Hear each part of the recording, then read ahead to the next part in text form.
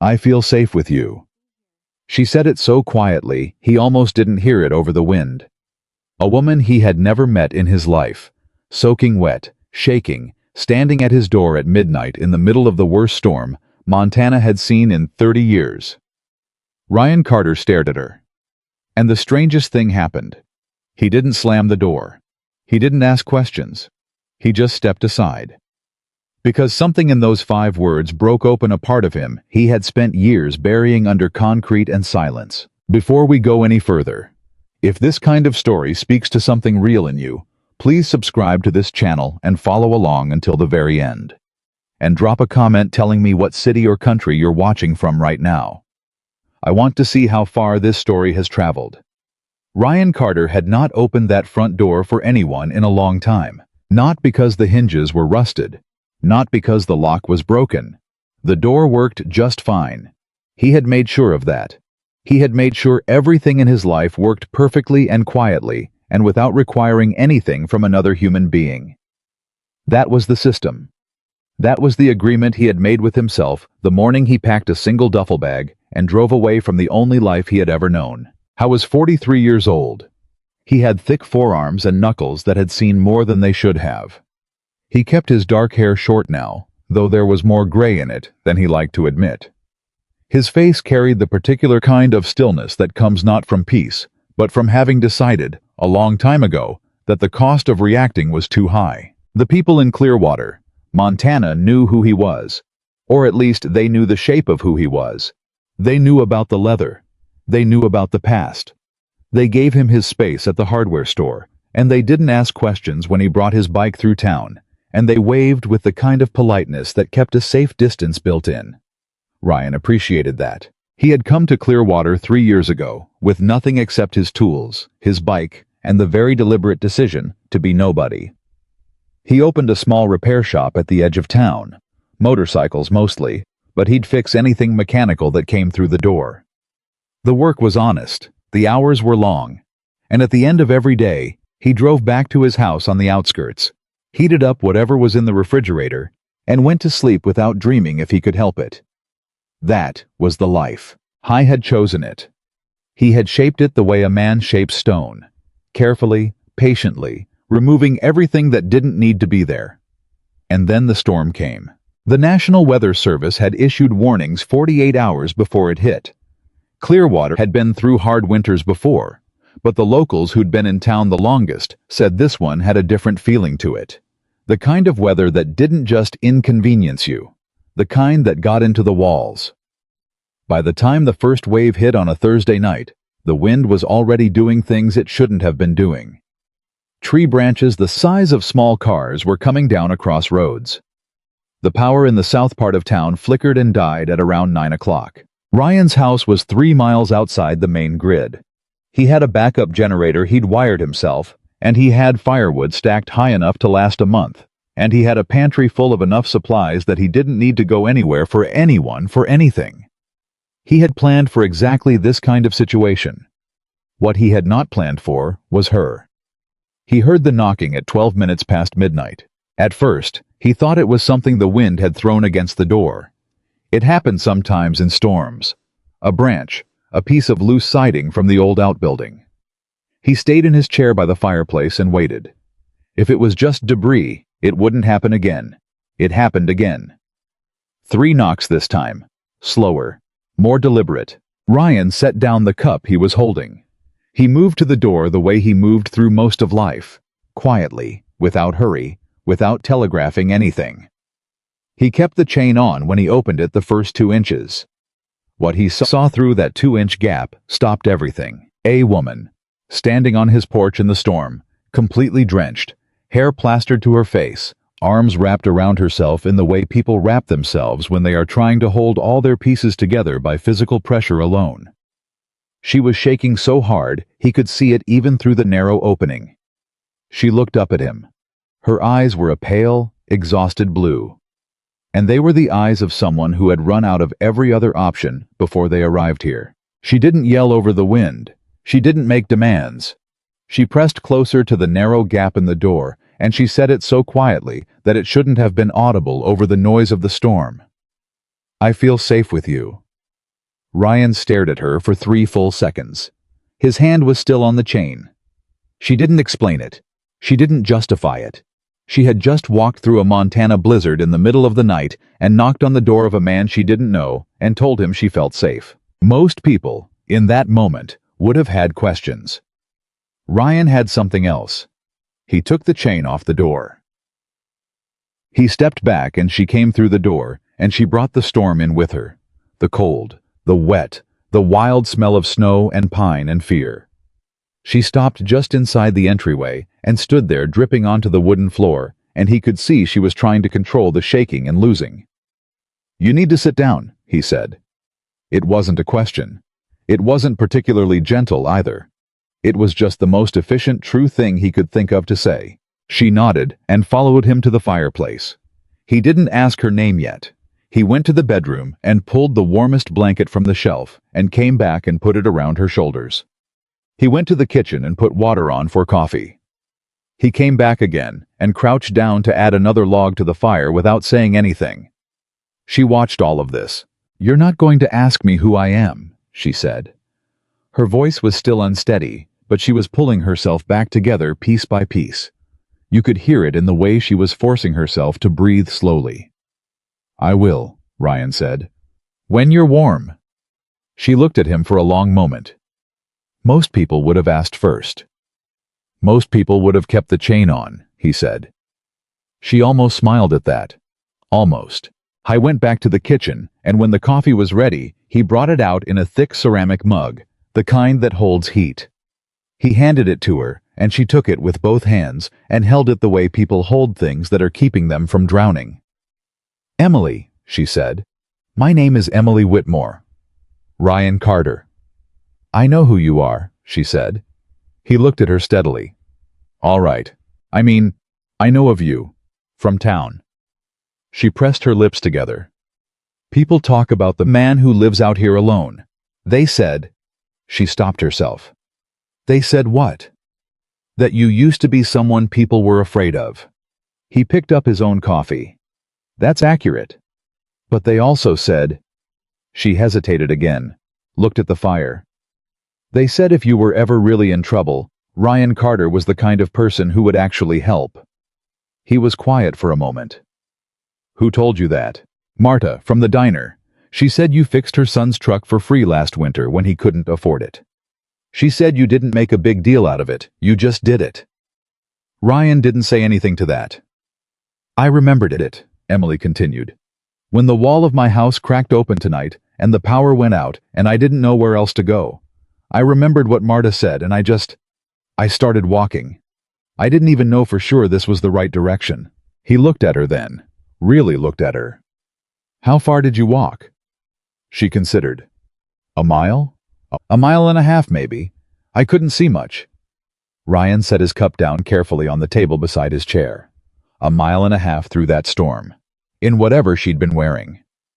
He looked at her shoes, simple canvas things, completely destroyed by the wet and the cold. "Your feet," he said. She looked down. "They're fine." "They're not fine." He stood up. "I'm going to get you dry socks and something warmer to wear. Don't argue about it." She opened her mouth. "Don't," he said, and went down the hall. He found her a pair of heavy wool socks, an old flannel shirt that was enormous on him and would be absurd on her, and a pair of sweatpants with a drawstring waist. He brought them back and handed them over without ceremony. "Bathroom's the second door on the left," he said. "Take whatever you need from under the sink. Towels are in the cabinet." She took the clothes and looked up at him. There was something in her face now, not just relief, but something more complicated. The particular expression of a person who has not been cared for in a long time and doesn't quite know how to receive it without bracing for the condition that comes attached. "Why are you doing this?" she asked. It was a real question, not rhetorical. She actually wanted to know. Ryan thought about it. "Because you needed help," he said. "And you knocked. That's it? What else would there be?" She looked at him for another long moment. Then she took the clothes and went to the bathroom, and he stood in the middle of his living room in his quiet house and listened to the storm outside throwing itself against the walls. When she came back, she looked different. Not just warmer, something in her posture had shifted. She had her own wet things bundled up under her arm, and her hair was towel-dried, and she was swimming in his flannel shirt, like a child wearing adult clothes, and somehow she looked more herself in that moment than she had since she arrived. She handed him her wet clothes with an awkward expression. "I don't know where." "I'll hang them." He took them. "Are you hungry?" "I don't want to." "Are you hungry?" he repeated. Not unkindly, just firmly. Like a man who had no interest in watching people perform politeness at the expense of their own needs. She let out a breath. "Yes." "Sit down. I'll heat something up." She sat back down by the fire. He went to the kitchen and put together what he had. Leftover chili from 2 nights ago, cornbread he'd made that morning, some cheese from the refrigerator. Simple food, the kind that means something at midnight in a storm. While the chili was heating, he leaned against the kitchen doorway and looked at her. She was staring into the fire. Her hands were folded in her lap now, and they weren't shaking anymore. But he could see the tension in her shoulders, the way she was still holding herself carefully, like something might break if she relaxed all the way. "Emily," he said. She looked up. "What cracked the wall? Was it a tree?" She nodded. "A big one. The pine on the north side of the house. A branch came through. It took out part of the wall and most of the power box. I tried to stay and wait it out, but the cold just started coming in so fast and I couldn't." She stopped, swallowed. "I didn't have anyone to call." Ryan heard that sentence. Not the words of it, the bottom of it. The specific loneliness that lives under a sentence like "I didn't have anyone to call." He knew that particular weight. He had carried it himself for years. He had chosen it even. But choosing a thing doesn't make it light. "You were right to come here," he said. She looked at him like that was an unexpected thing to hear. "You could have gotten hurt waiting it out alone," he continued. "You made the smart call." "I didn't feel smart," she said. "I felt terrified." "Sometimes those are the same thing," he said. "Being terrified and making the right call anyway." He went back to the chili, and she was quiet for a while, and then she said, from the other room, "Have you always lived alone out here?" 3 years. "Before that?" He came back with the food and handed her the bowl and sat back in his chair with his own. "Before that I lived differently," he said, "in a way that didn't suit me anymore." She looked at the food, then looked at him. "People said you were Hell's Angels." "People are right about that one too," he said. She nodded slowly, didn't flinch, didn't immediately do what most people did, which was either go fascinated or go cautious. She just filed it, the way a person files a piece of information they're not sure what to do with yet.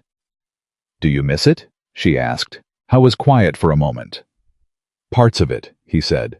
"The loyalty part. The way everybody knew who they were to everybody else." "And the other parts?" "No," he said simply. "Not the other parts." She ate. He ate. Outside, the storm was doing its worst work. The windows were rattling in their frames, and somewhere down the road, something heavy had come down, because there was a sound like a rifle shot, and then nothing. "You're not what I expected," Emily said. "What did you expect?" She thought about it. "I don't know exactly. Colder, maybe. Less—" she searched for the word. "Less patient." "I don't have anything to prove anymore," Ryan said. "That's what patience actually is, mostly. Just not having anything to prove."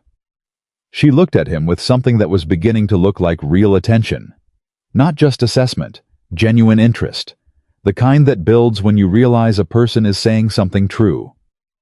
"I used to have a lot to prove," she said quietly. "To who?" "To everyone who said I was making a mistake." She paused. "Mostly to him." Ryan waited. He was good at waiting. He didn't push. He just left the space open, the way you leave a gate open.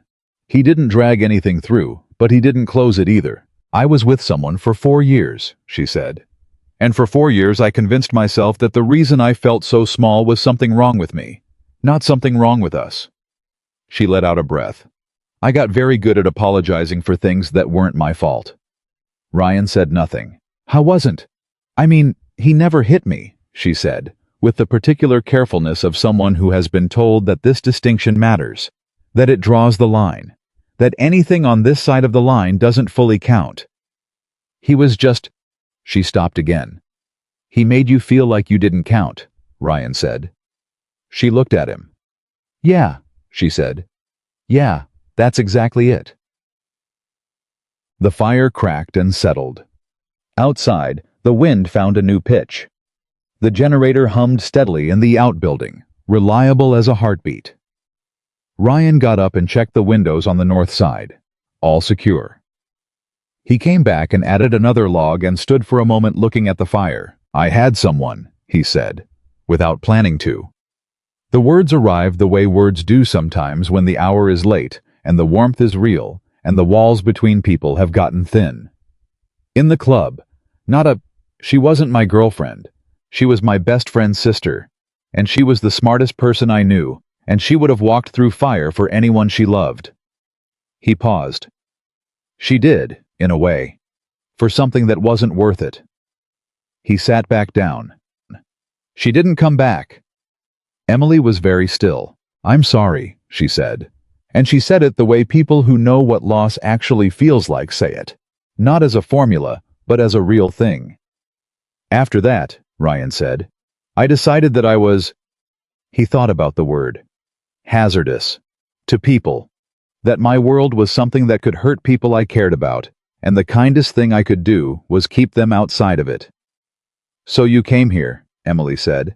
So I came here. Alone. Alone. She looked at him steadily. Is that what you actually wanted? Or was it just the safest choice? The question hit him somewhere behind the sternum. He didn't answer right away. He picked up his coffee mug and found it empty and set it back down. He looked at the fire. I don't know, he said. I haven't been asked that question in a while. Has anyone asked it at all? No, he said. No one's asked it. She nodded. Something settled between them. Not resolution, but recognition.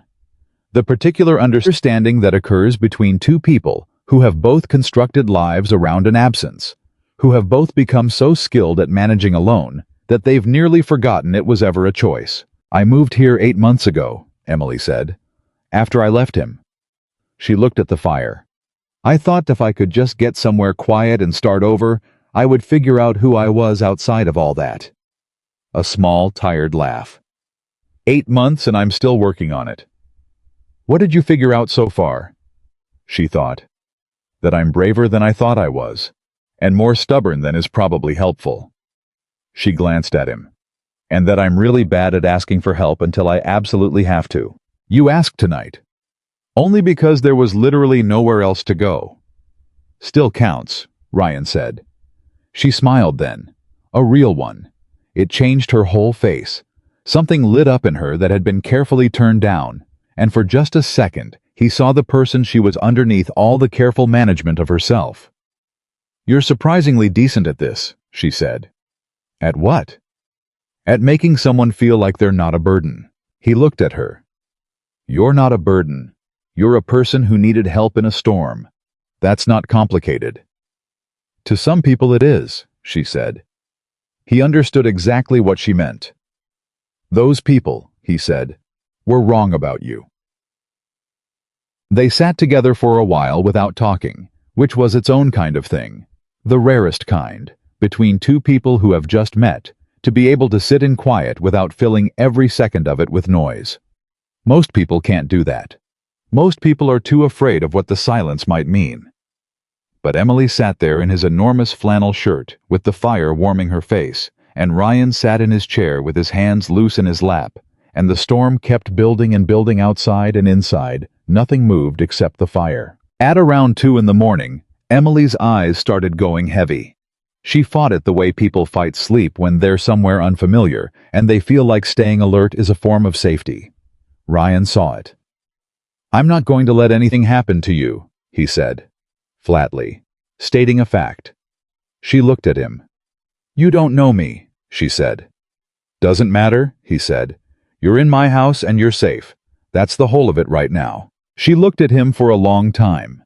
looked at him in the particular way of a person who has been told things like this before and learned not to trust them, who has been given safety as a performance and then had it yanked away, who knows the way promises sound when they're real and when they're not, and is still, despite everything, trying to tell the difference. And something in his face, the absolute stillness of it, the absence of anything to prove, must have persuaded something in her, because her shoulders went down in a way they hadn't been all night. "Okay," she said. "Just that." He stood up and went to the spare room and came back with a pillow and another blanket. He put them on the couch. "Sleep here," he said. "Closer to the fire. I'll be down the hall." She stood up and took the pillow and then stopped. "Ryan," he stopped. "I know this was—" She pressed her lips together. "I know this was a lot. Showing up like this. I know that it wasn't— I didn't plan to. Emily." His voice was quiet but very clear. "Stop apologizing." She stopped. "You knocked on a door," he said. "I opened it. Neither of us did anything wrong, all right?" Her eyes were bright suddenly, just briefly. She blinked it away with the practiced efficiency of a woman who had trained herself not to cry in front of people. "All right," she said. He nodded and turned and went down the hall to his room, and he lay in the dark, listening to the storm. And somewhere on the other side of the wall, he could hear the small sounds of a person settling into sleep, the adjustment of the blanket, the quiet. And for the first time in a long time, those sounds felt like something. He couldn't name it right away. He lay there in the dark for a while, listening to the wind do its work outside, and he turned it over in his mind, the shape of the evening, the strangeness of it, the way she had said those 5 words at the door, and something in him had simply responded. Not performed, not calculated. Responded. He thought about what she'd said. "He made you feel like you didn't count." He thought about what she'd asked him. "Is that what you actually wanted? Or was it just the safest choice?" I didn't have an answer to that. Not yet. But it was the first question in 3 years that had made him feel like an answer might be worth finding. The storm pressed against the house from every angle, looking for a way in. It didn't find one. In the spare room, Emily Whitmore pulled the blanket around herself and closed her eyes and slept the way a person sleeps when they have, against all odds and logic, arrived somewhere safe. And Ryan Carter, in his room at the end of the hall, stared at the ceiling and understood, in the slow and reluctant way of a man who has not let himself understand things like this for a very long time, that something had shifted tonight. Not fixed, not resolved, but shifted. The door had been closed for 3 years, and tonight, for reasons he hadn't planned and couldn't quite explain, he had taken the chain off. And what came through was not danger. What came through was a woman who felt safe with him.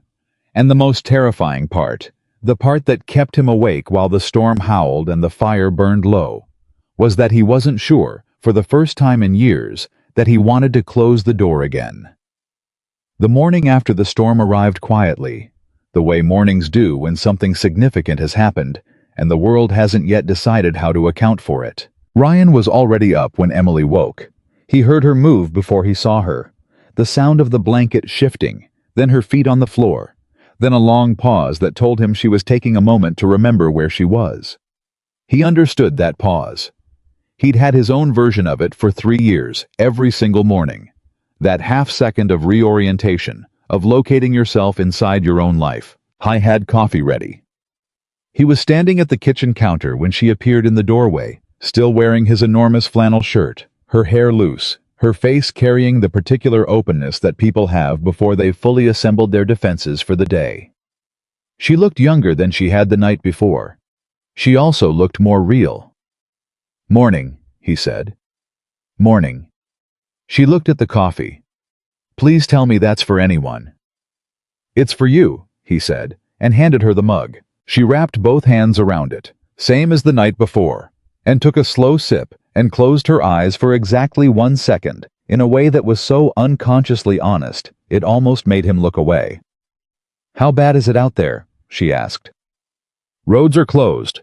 Power's still out across most of town. Storm's supposed to hold through tomorrow at least." He paused. "You're not going anywhere today?" She opened her eyes. He thought she might argue it. She didn't. "Okay," she said. That one word, the second time she'd said it to him, that plain, unguarded okay, landed the same way it had the night before, like a small door swinging open. Haimad eggs. She sat at the kitchen table, and at first she offered to help, and he told her to sit down, and she gave him a look that said she was not used to sitting while someone else did things, and he gave her a look back that said he wasn't asking, and she sat down.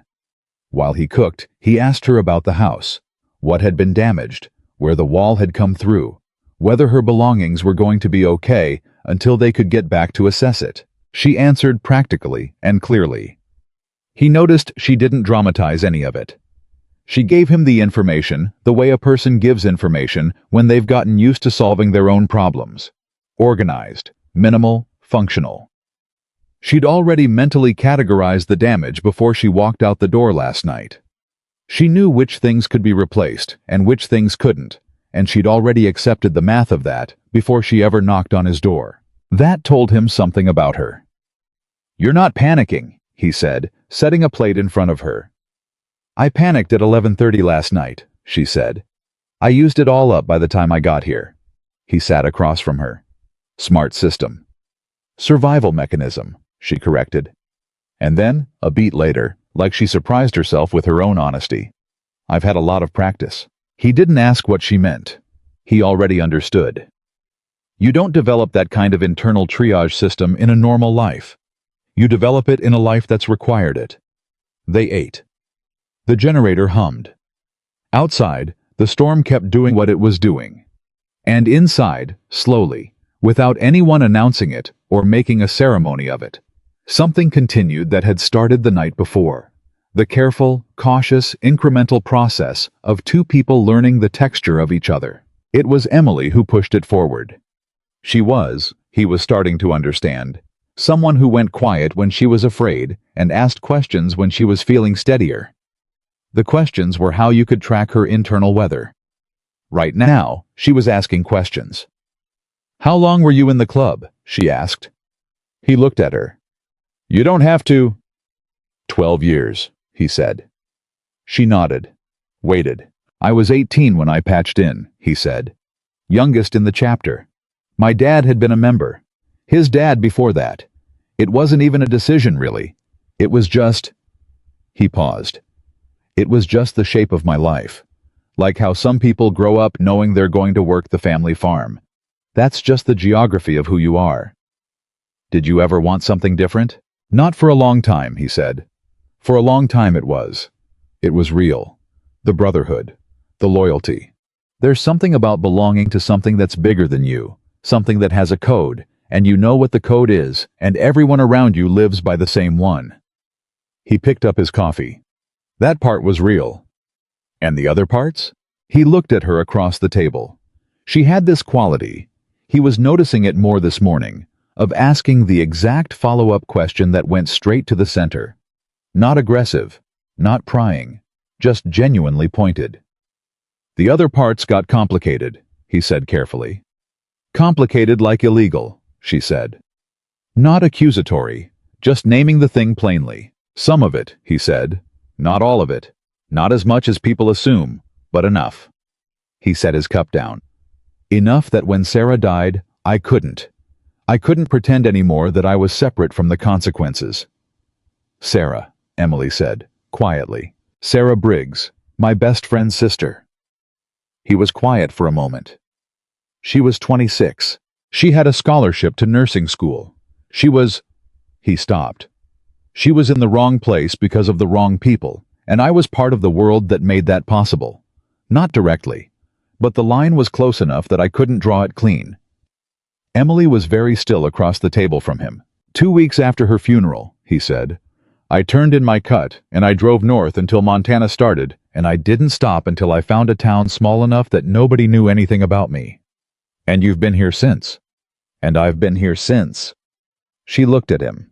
He could see her processing it, not with judgment, but with the careful respect of someone who understands that other people's wounds are not theirs to poke at carelessly. "She would have hated this," Emily said. He looked up. "Sarah," Emily clarified.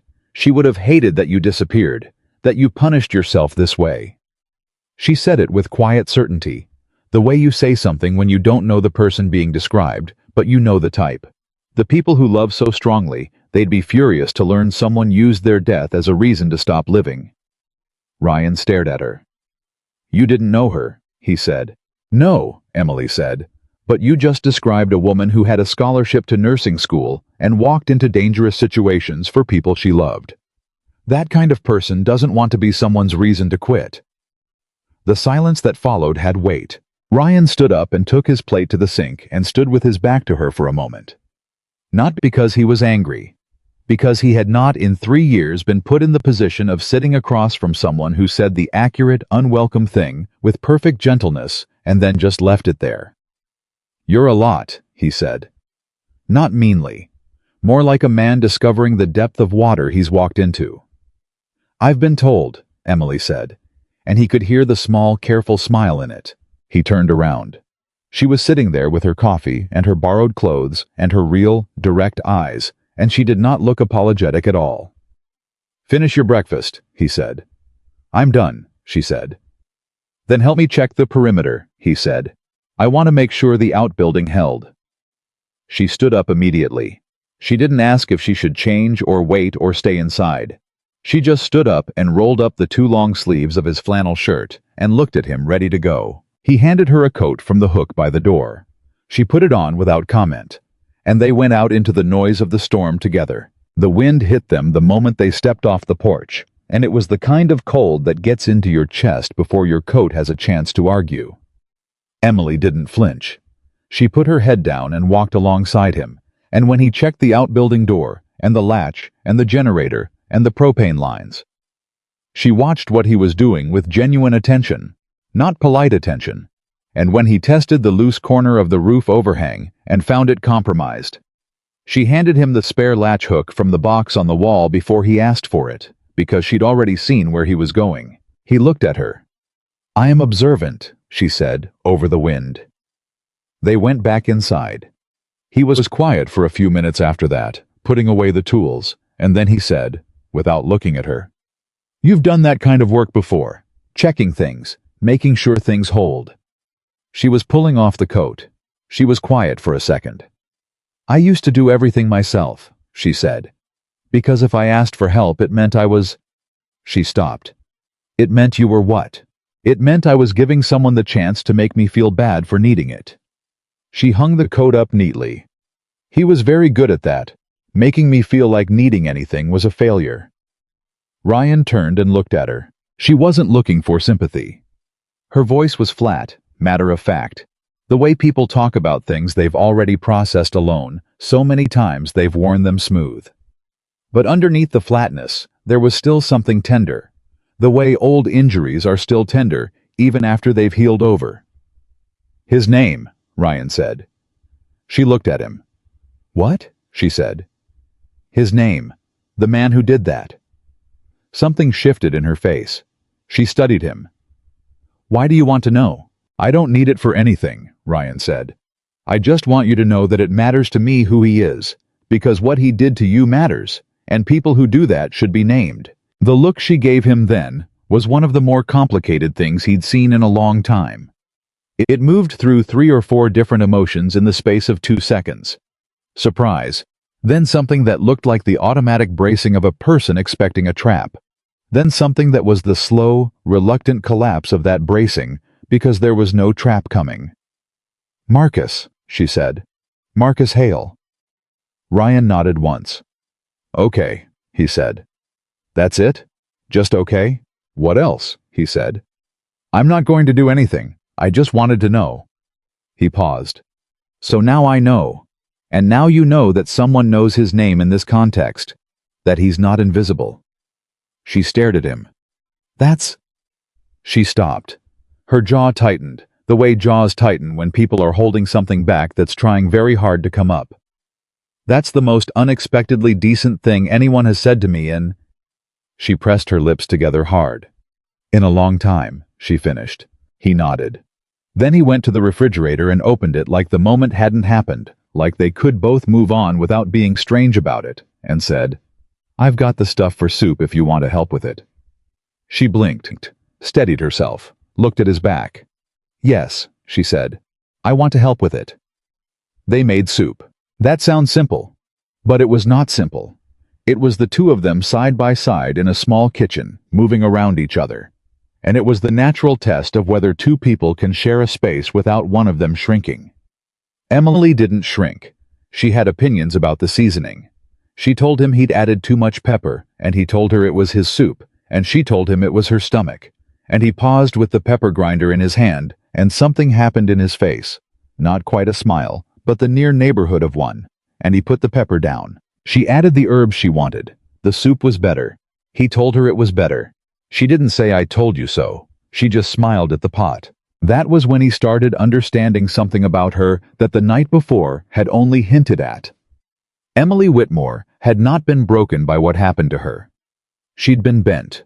Significantly, painfully, in ways that hadn't fully straightened out yet. But she was fundamentally the same person she'd been before Marcus Hale got his hands on her sense of self. That person was still in there. The person with opinions and directness, and the ability to stand in someone else's kitchen, and make the soup better, and not apologize for it. She just needed somewhere safe enough to be that person again. He thought about that while they ate the soup.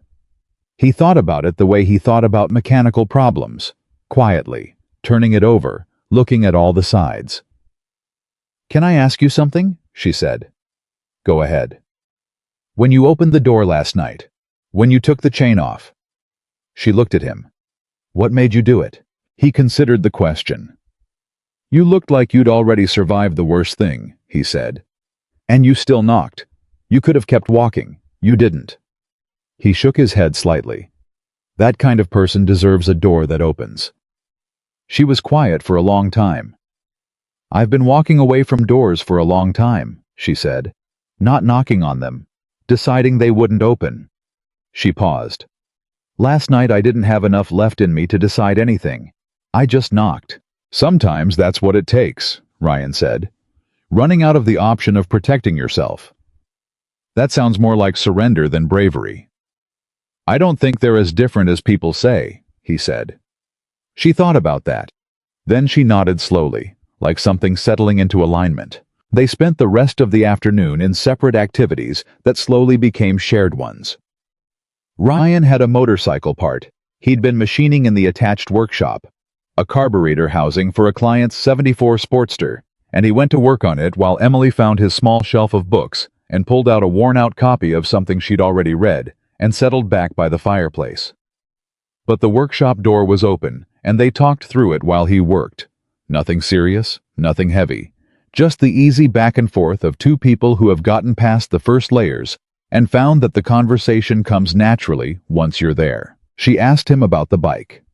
He explained the carburetor problem in more detail than necessary, and she asked follow-up questions that were smarter than he expected. She'd grown up with a brother who worked on cars, she said. She knew the general logic of machines. He found himself showing her the part through the doorway, explaining the specific problem with the housing, and she leaned against the doorframe and looked at it and said, "So it's starving for something it needs to run." He looked at her. "The carburetor," she said. "It's supposed to get fuel, but something's wrong with the delivery." "Yeah," he said. "That's a lot of mechanical things," she said. "Starving for something they need to run." He put the part down. He looked at her for a moment. Then he looked back at the workbench. "Yeah," he said again. "It is." She went back to her book. He went back to the carburetor. And the silence between them was the kind of silence that means everything is being said. At around 5 o'clock, the wind shifted. Ryan heard it first. The quality of the sound changed, the particular frequency of the gusts modulating down slightly, and he stepped out onto the porch for a moment to read it properly. The temperature had dropped further. This was the worst of it. He'd seen enough Montana winters to know that this particular drop meant the storm was going to pile on overnight before it started breaking. Emily was behind him in the doorway. "It's getting worse before it gets better," she said. She'd heard it too. "Through tomorrow," he said. "Then it'll start pulling back." She nodded, crossed her arms, looked at the sky the way people who've had hard times look at oncoming difficulty. Not afraid of it exactly, but taking an accurate measure of it. "I should call about the house," she said. "My landlord." He handed her his phone. Cell service was spotty, but not zero. She stepped back inside and made the call, and he stayed on the porch for a minute, giving her privacy. When he came in, she was sitting on the couch with his phone in her lap, and her expression had changed. "How bad?" he said. "The whole north wall section needs to be rebuilt," she said. He said it might be 2 weeks before they can even assess properly because of the storm backlog of repairs. She paused. He was very apologetic. "But," she looked up. "There's always a but," he said. She exhaled. "He said I obviously can't stay there while the wall's open. And his policy is that temporary displacement arrangements are the tenant's responsibility to figure out." She said it evenly. She was not going to perform distress. "So I need to find somewhere to stay. There's a motel on Route 9 that should be—" "No," Ryan said. She stopped. "No?" she said. "The Route 9 motel has been closed for renovations since October." He stood in the middle of his living room. "There's nowhere in town with availability right now. The storm took out half the lodging." She stared at him. Something moved across her face. The beginning of a calculation, followed immediately by the shadow of what that calculation meant. "Ryan, you can stay here," he said. "That's—" She started to shake her head. "Emily." His voice was steady. "You've got nowhere that's viable right now. I've got a spare room. I don't need anything from you in exchange for it, and I'm not going to make you feel like a burden about it. That's the whole situation. It doesn't have to be more complicated than that." She looked at him. "You just met me," she said. "I know." "That's insane." "Possibly," he agreed. "But it's also practical." She stared at him. He could see her working through it. The part of her that had been trained by experience to be suspicious of anything that looked like generosity. The part that was exhausted by that suspicion. The part that was practical enough to assess the actual situation. The part that was, he suspected, beginning to recognize that Ryan Carter was not a person who offered things he didn't mean. 2 weeks, she said. Maximum. Sure, he said. And I pull my weight, she said. I cook, I clean, I help with whatever needs doing. I'm not staying here as a guest. I'm staying here as someone who earns the space. I won't argue that, he said. And you tell me when I'm in your way, she said. You don't just go quiet and resent it. You tell me. He looked at her steadily. I'll tell you. She searched his face for a long moment. Whatever she was looking for, she must have found enough of it. Okay, she said, third time. He nodded and went down the hall to the spare room to make sure it was set up properly, and behind him he heard her let out a slow breath, and then the sound of her settling deeper into the couch. The particular sound of a person who has been braced for a very long time, allowing themselves, just slightly, to stop. He stood in the spare room for a moment. He looked at the small window. Outside, the storm was turning itself up another degree, wind now carrying snow horizontally past the glass. He had not had another person in this house for 3 years. He had structured his entire existence around not having another person in this house, and now there was one, and she was making his space better in ways he hadn't known it needed, and asking him the right questions, and making the soup better, and saying things about Sarah that he hadn't let himself say to himself. And she was going to be here for 2 weeks, and the idea of that terrified him, and also, he recognized this because he was an honest man. The idea of it was the first thing in 3 years that had felt like something to look forward to. I was not ready to name what that was. But he was also not going to pretend it wasn't there. He went back to the living room. Emily had picked up her book again. She looked up when he appeared. Spare room's ready, he said. She nodded. Thank you. He sat back in his chair. He picked up his own book. He'd been rereading the same chapter for 2 weeks. His attention had been going elsewhere. And opened it. They sat. The fire went, the storm went, the generator hummed. And then Emily said, without looking up from her page, Ryan. Yeah. For what it's worth. She turned a page.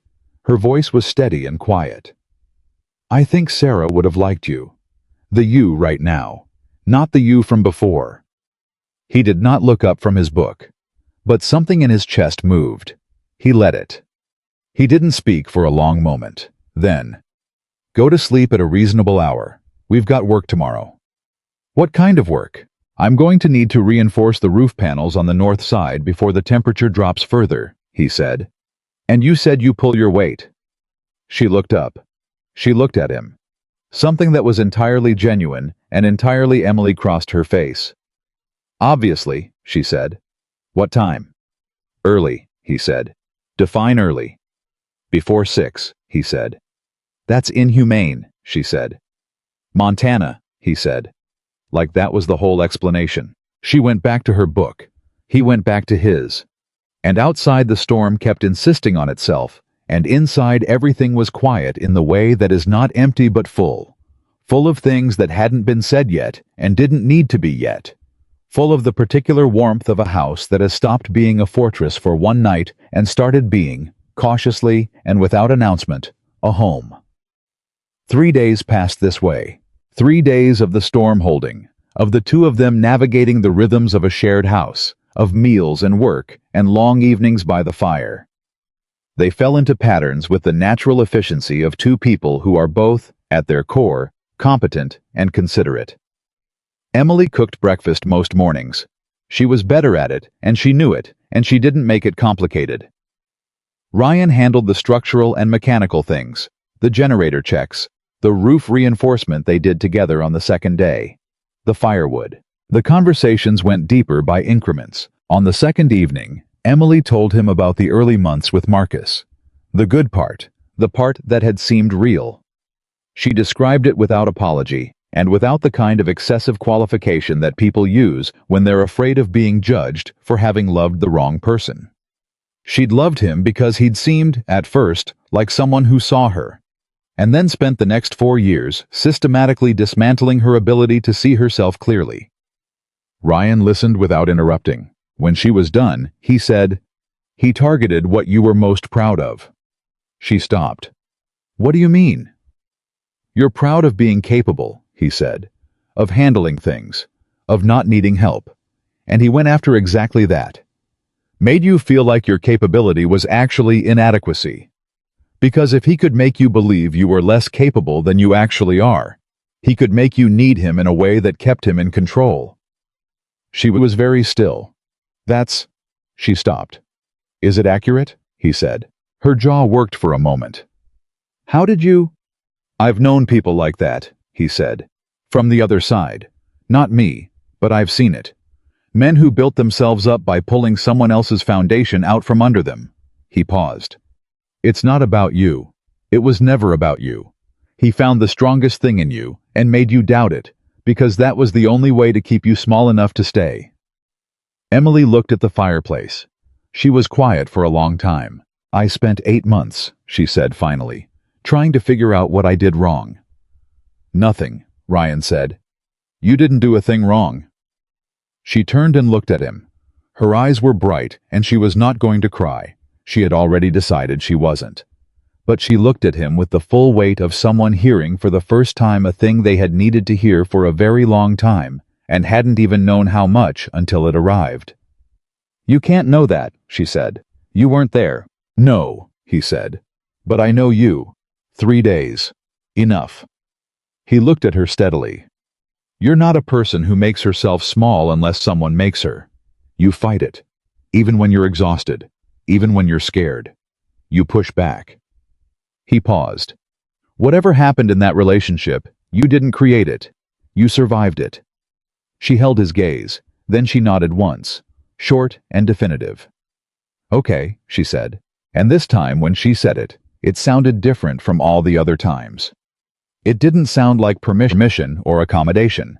It sounded like acceptance, like something taking root. She excused herself not long after and went to the spare room, and Ryan sat alone by the fire for a while, and he thought about what he had just said and how he had meant every word of it and how strange that was, to mean every word, to say something about another person with that kind of certainty after 3 days. He was not a man who did that. Or at least, he hadn't been.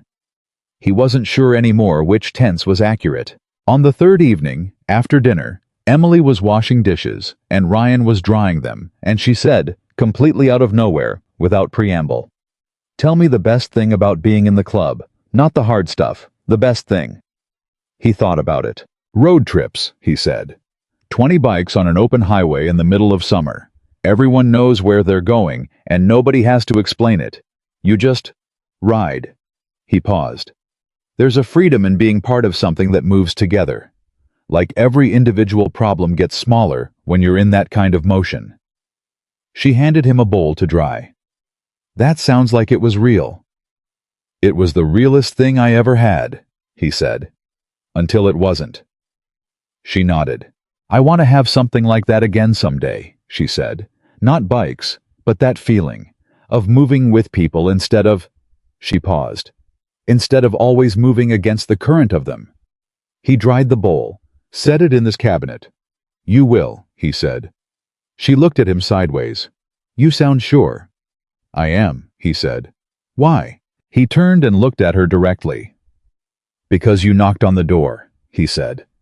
"Even when everything in you said don't. Even when it was the last option and the hardest one. You knocked." He handed her the towel. "That's not the move of someone who's going to stay still. That's the move of someone who's still going forward." She took the towel. She looked at him. Something passed between them in that kitchen. Not romantic, not yet, not simple. Something deeper and harder to name. The kind of recognition that occurs between two people who have both been through enough to know real from performance, and who are, without quite planning it, choosing real. She looked back at the dishes. "You're going to be a problem," she said quietly. He frowned. "Why?" "Because I came here planning to be completely fine on my own," she said, "and you keep making that harder." He was quiet for a moment. "Good," he said. She laughed. It was the first time he'd heard her laugh. Actually heard it, unguarded and unpolished. And it was loud and a little unexpected and entirely genuine. And it filled up the kitchen in a way that made the whole space feel different, feel bigger, feel like something. He didn't smile, but something happened in his eyes. She saw it. She looked back at the dishes quickly, still smiling, and he put the last bowl in the cabinet and folded the dish towel, and they finished in silence. That was no longer quiet at all, but packed with the particular electricity of two people who have just figured out something they are not ready to say yet. The storm broke the next morning, and the world outside went still and clean and bright, and the roads began to clear, and the town started putting itself back together, and Emily looked out the window at all of it and felt— She took a moment to identify it accurately. She felt something that was almost grief, because it meant she would have to go back. The morning the storm broke, Ryan drove Emily back to her house. He didn't offer. He just picked up his keys after breakfast and said, "I'll take you over to look at the damage." And she didn't argue, because she'd learned in 4 days that Ryan Carter didn't say things to perform them. He said things because he meant them, and then he did them. The drive was short and quiet. Emily sat with her hands in her lap and looked out the window at a town reassembling itself. Branches cleared from roads, neighbors out with shovels. The particular industry of people who've been through enough hard winters to know that the storm leaving is when the real work begins. She felt something strange looking at all of it. Something that was partly dread about the house, and partly something else she wasn't naming yet. Something that had to do with the fact that she'd spent 4 days inside a space that had felt, unexpectedly, like somewhere she belonged. And now she was being driven back to a house with a broken wall, and nowhere close to that feeling. Ryan pulled up to this property, and they both got out, and she stood looking at the north wall, and the reality of it was even clearer in the clean post-storm light than it had been in the chaos of the night she'd fled. The pine had come down hard. The section of wall it had taken was significant. Not a cosmetic problem, not something she could patch herself over a weekend. The structural damage went deep enough that the whole frame needed assessment before anyone could talk about rebuilding. She stood there without speaking. Ryan walked the perimeter of the damage slowly, looking at it the way he looked at everything, methodically, without drama, reading the actual facts of the situation. Load-bearing? She asked. Part of it, he said. The corner section. You'll need an engineer's assessment before any contractor touches it. She nodded. She already knew this. She'd known it last night, probably, when her landlord was being apologetic on the phone. She just needed to hear it said out loud, to fully accept the size of the problem. 2 weeks minimum, she said. Probably 3, Ryan said, still looking at the wall. She turned and looked at him. He turned and looked at her. Neither of them said anything about what 3 weeks instead of 2 meant for the arrangement they'd made. They just held the information for a moment, and then Emily turned back to the house. I need to get some things, she said. Clothes, my laptop, a few things from the kitchen.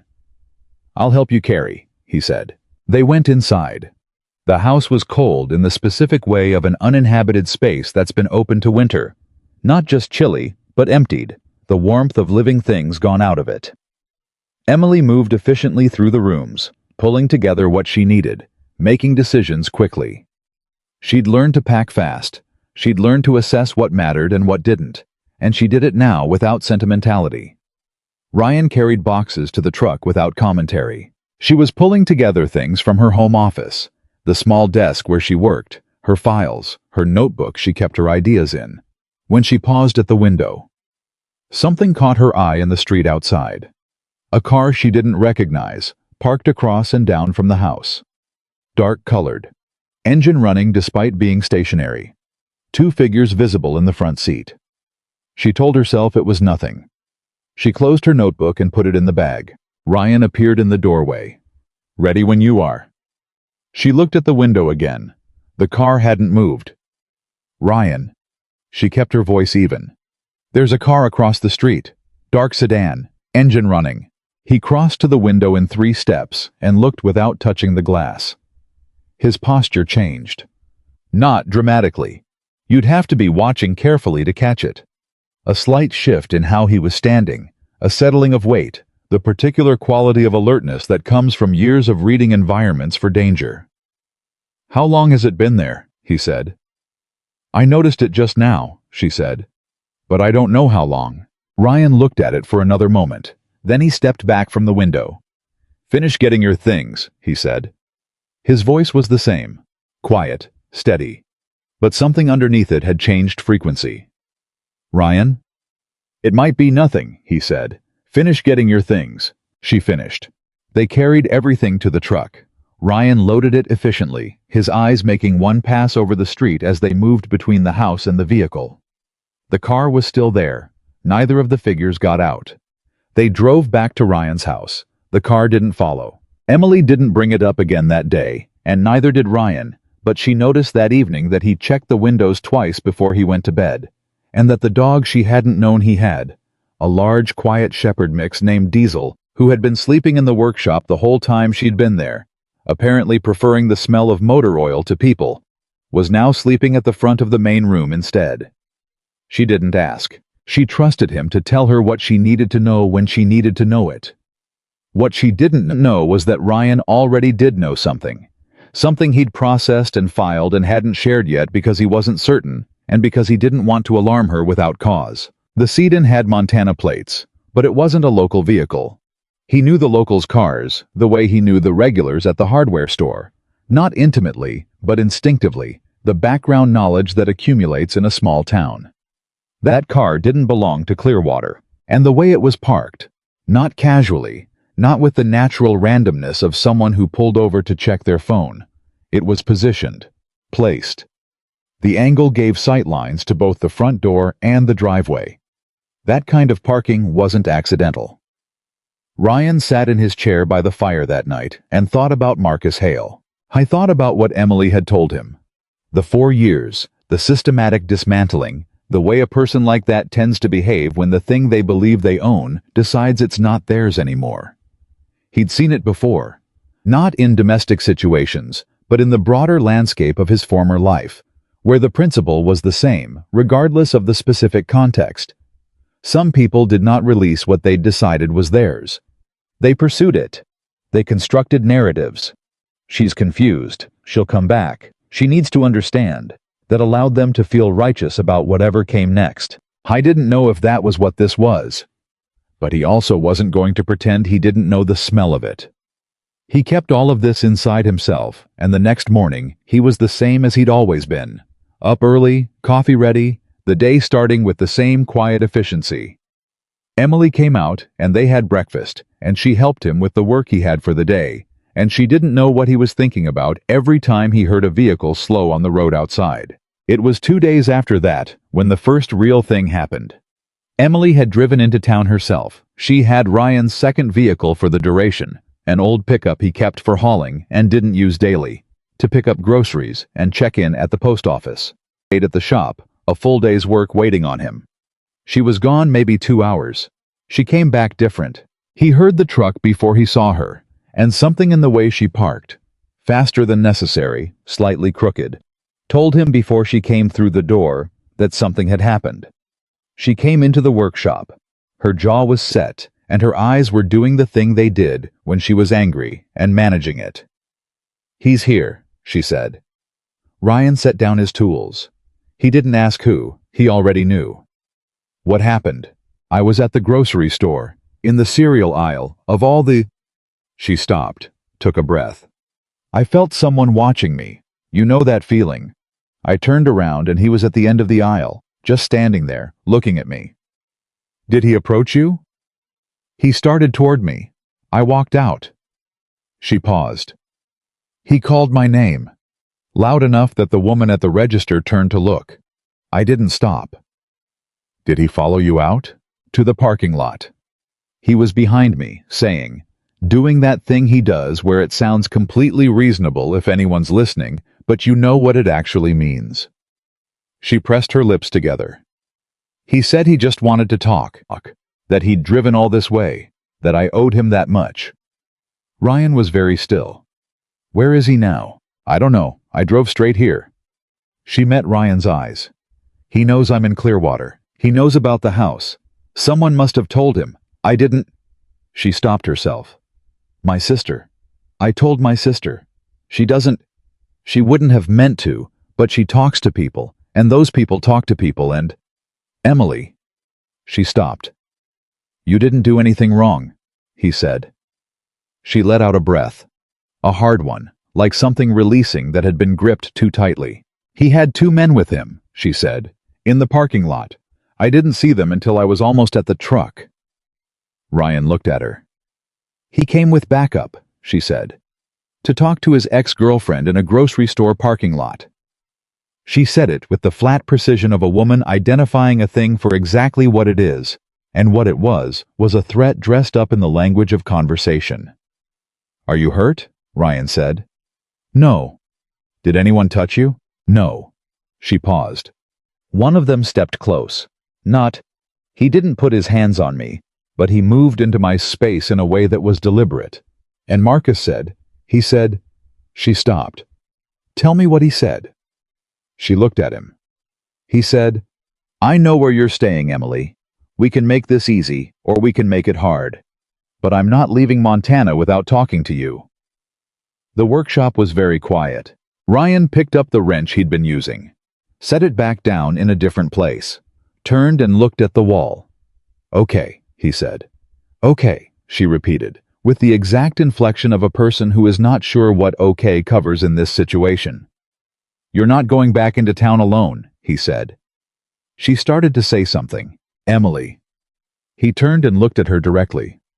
"I'm not telling you what to do.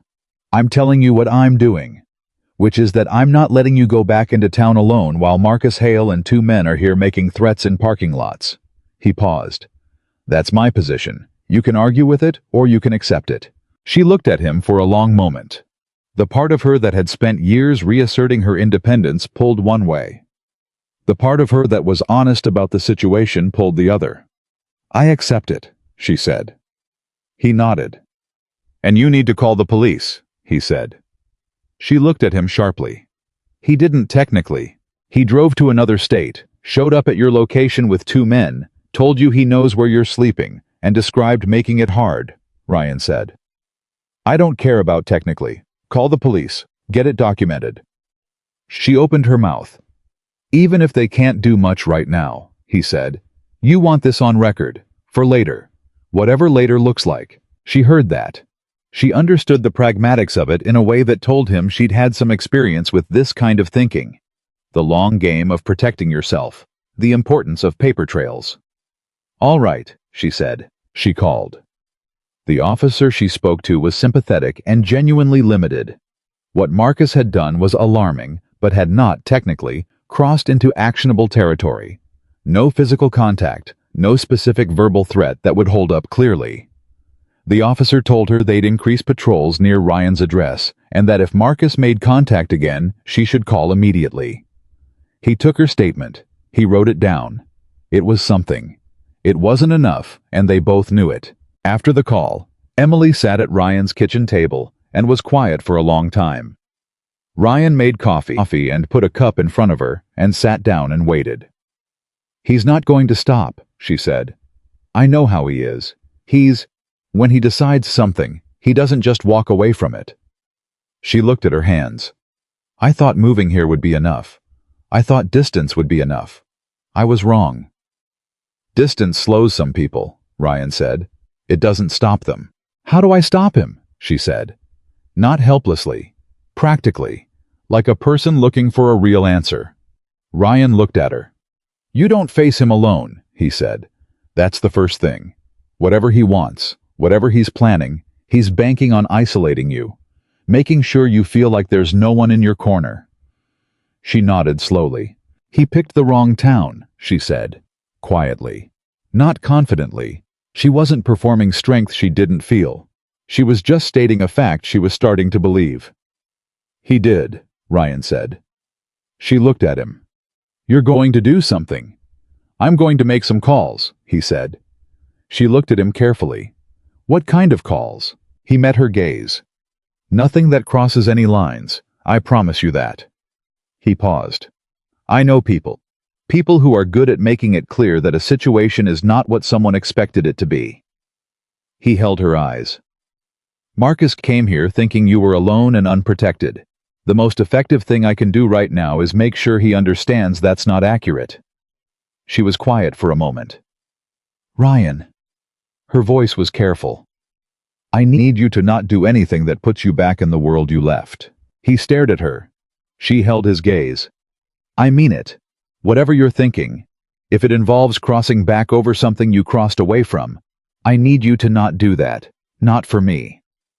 The weight of that, the fact that she was, in the middle of her own crisis, thinking about the cost to him, landed on him like something physical. "It won't," he said. "Promise me."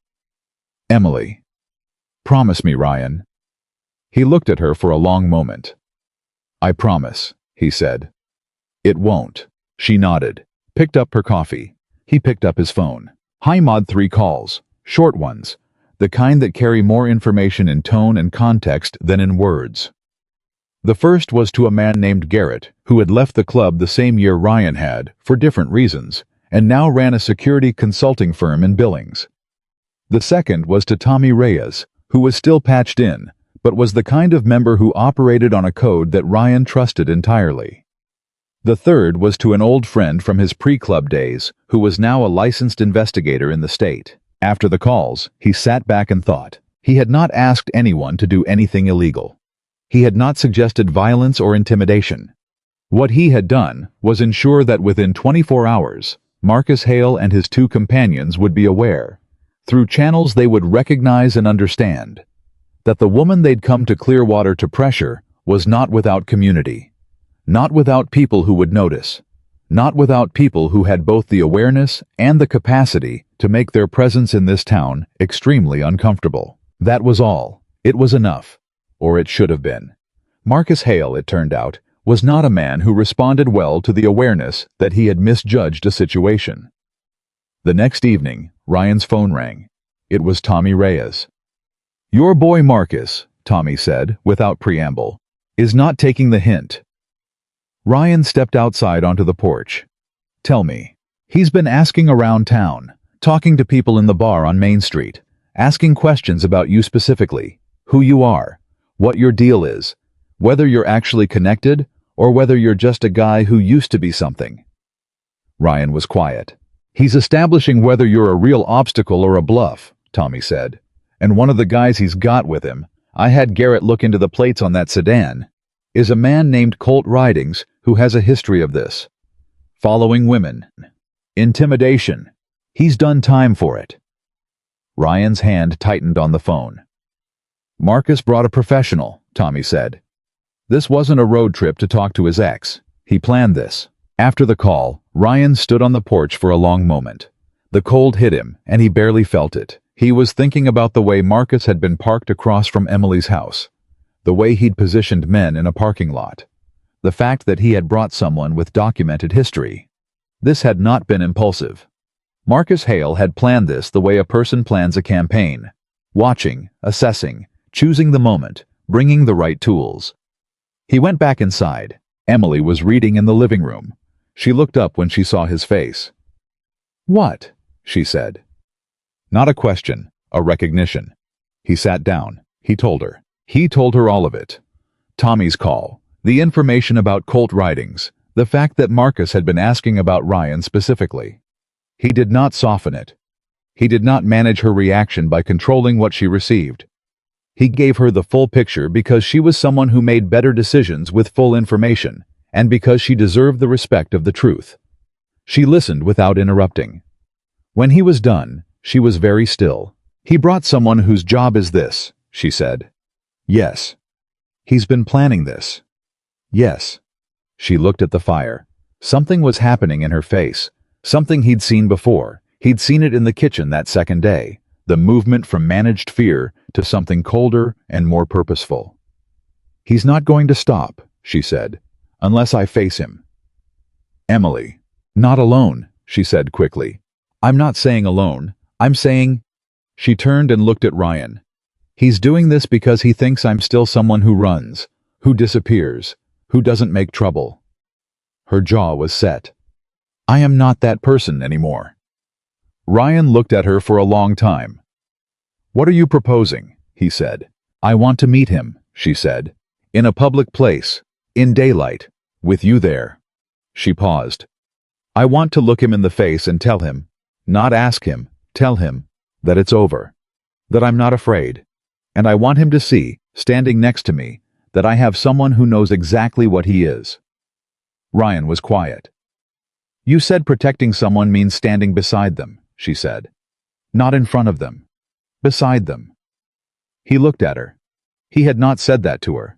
Not out loud. She caught his expression. "You didn't say it to me," she said.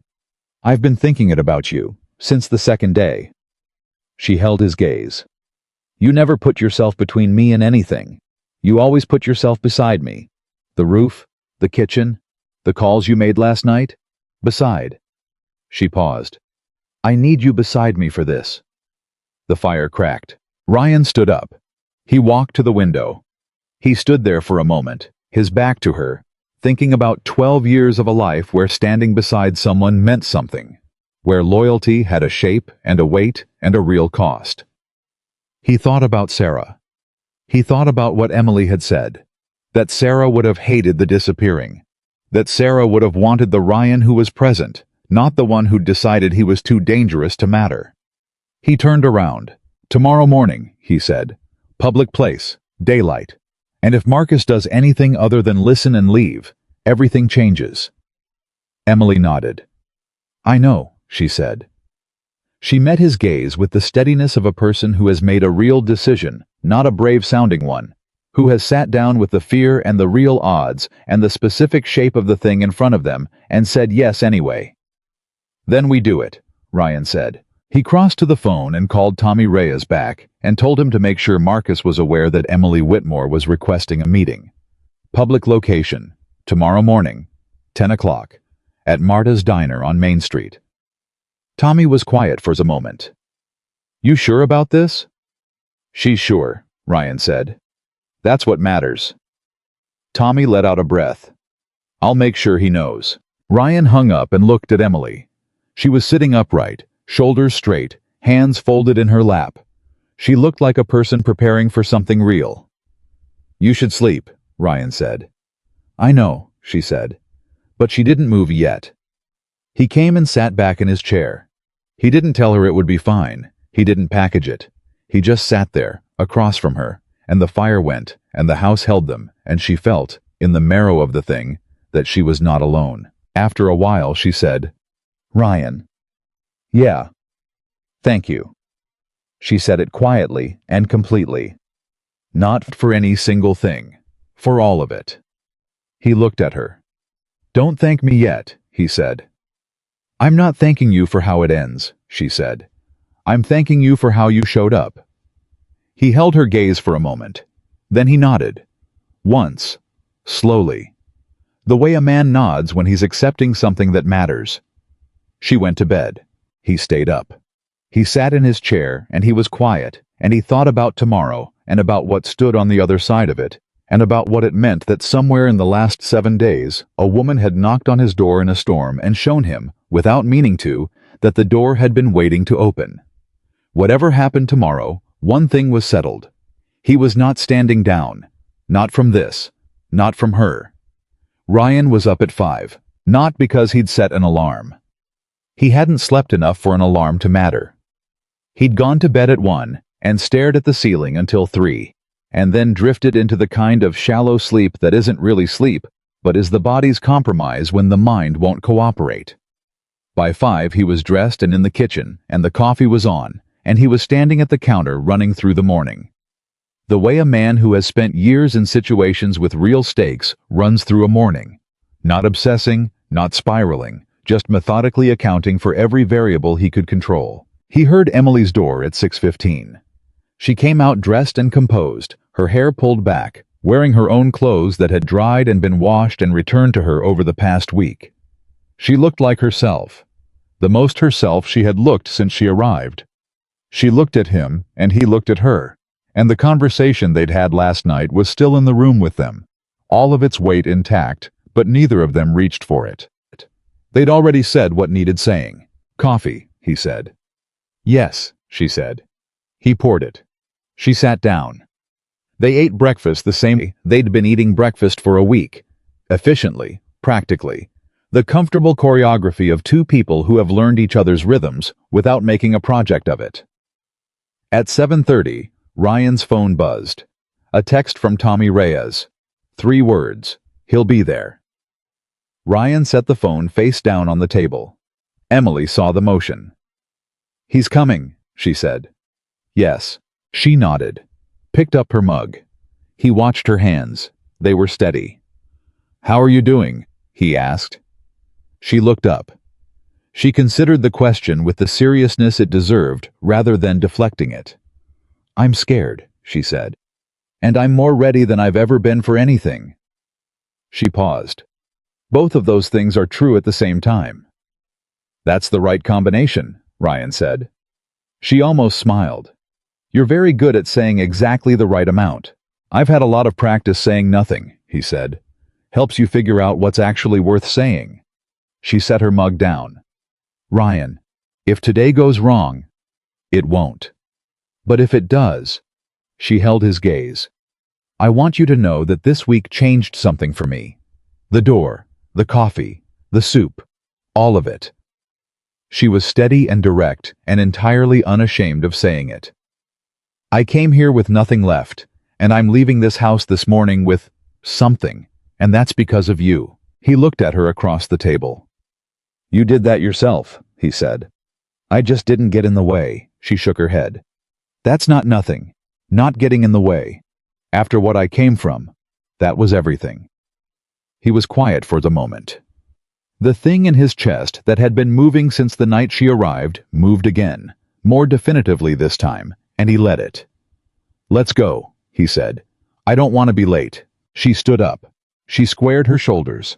And she walked to the door with the step of someone who has decided, fully and without reservation, to stop running. Marta's diner was already occupied when they arrived at 9:40.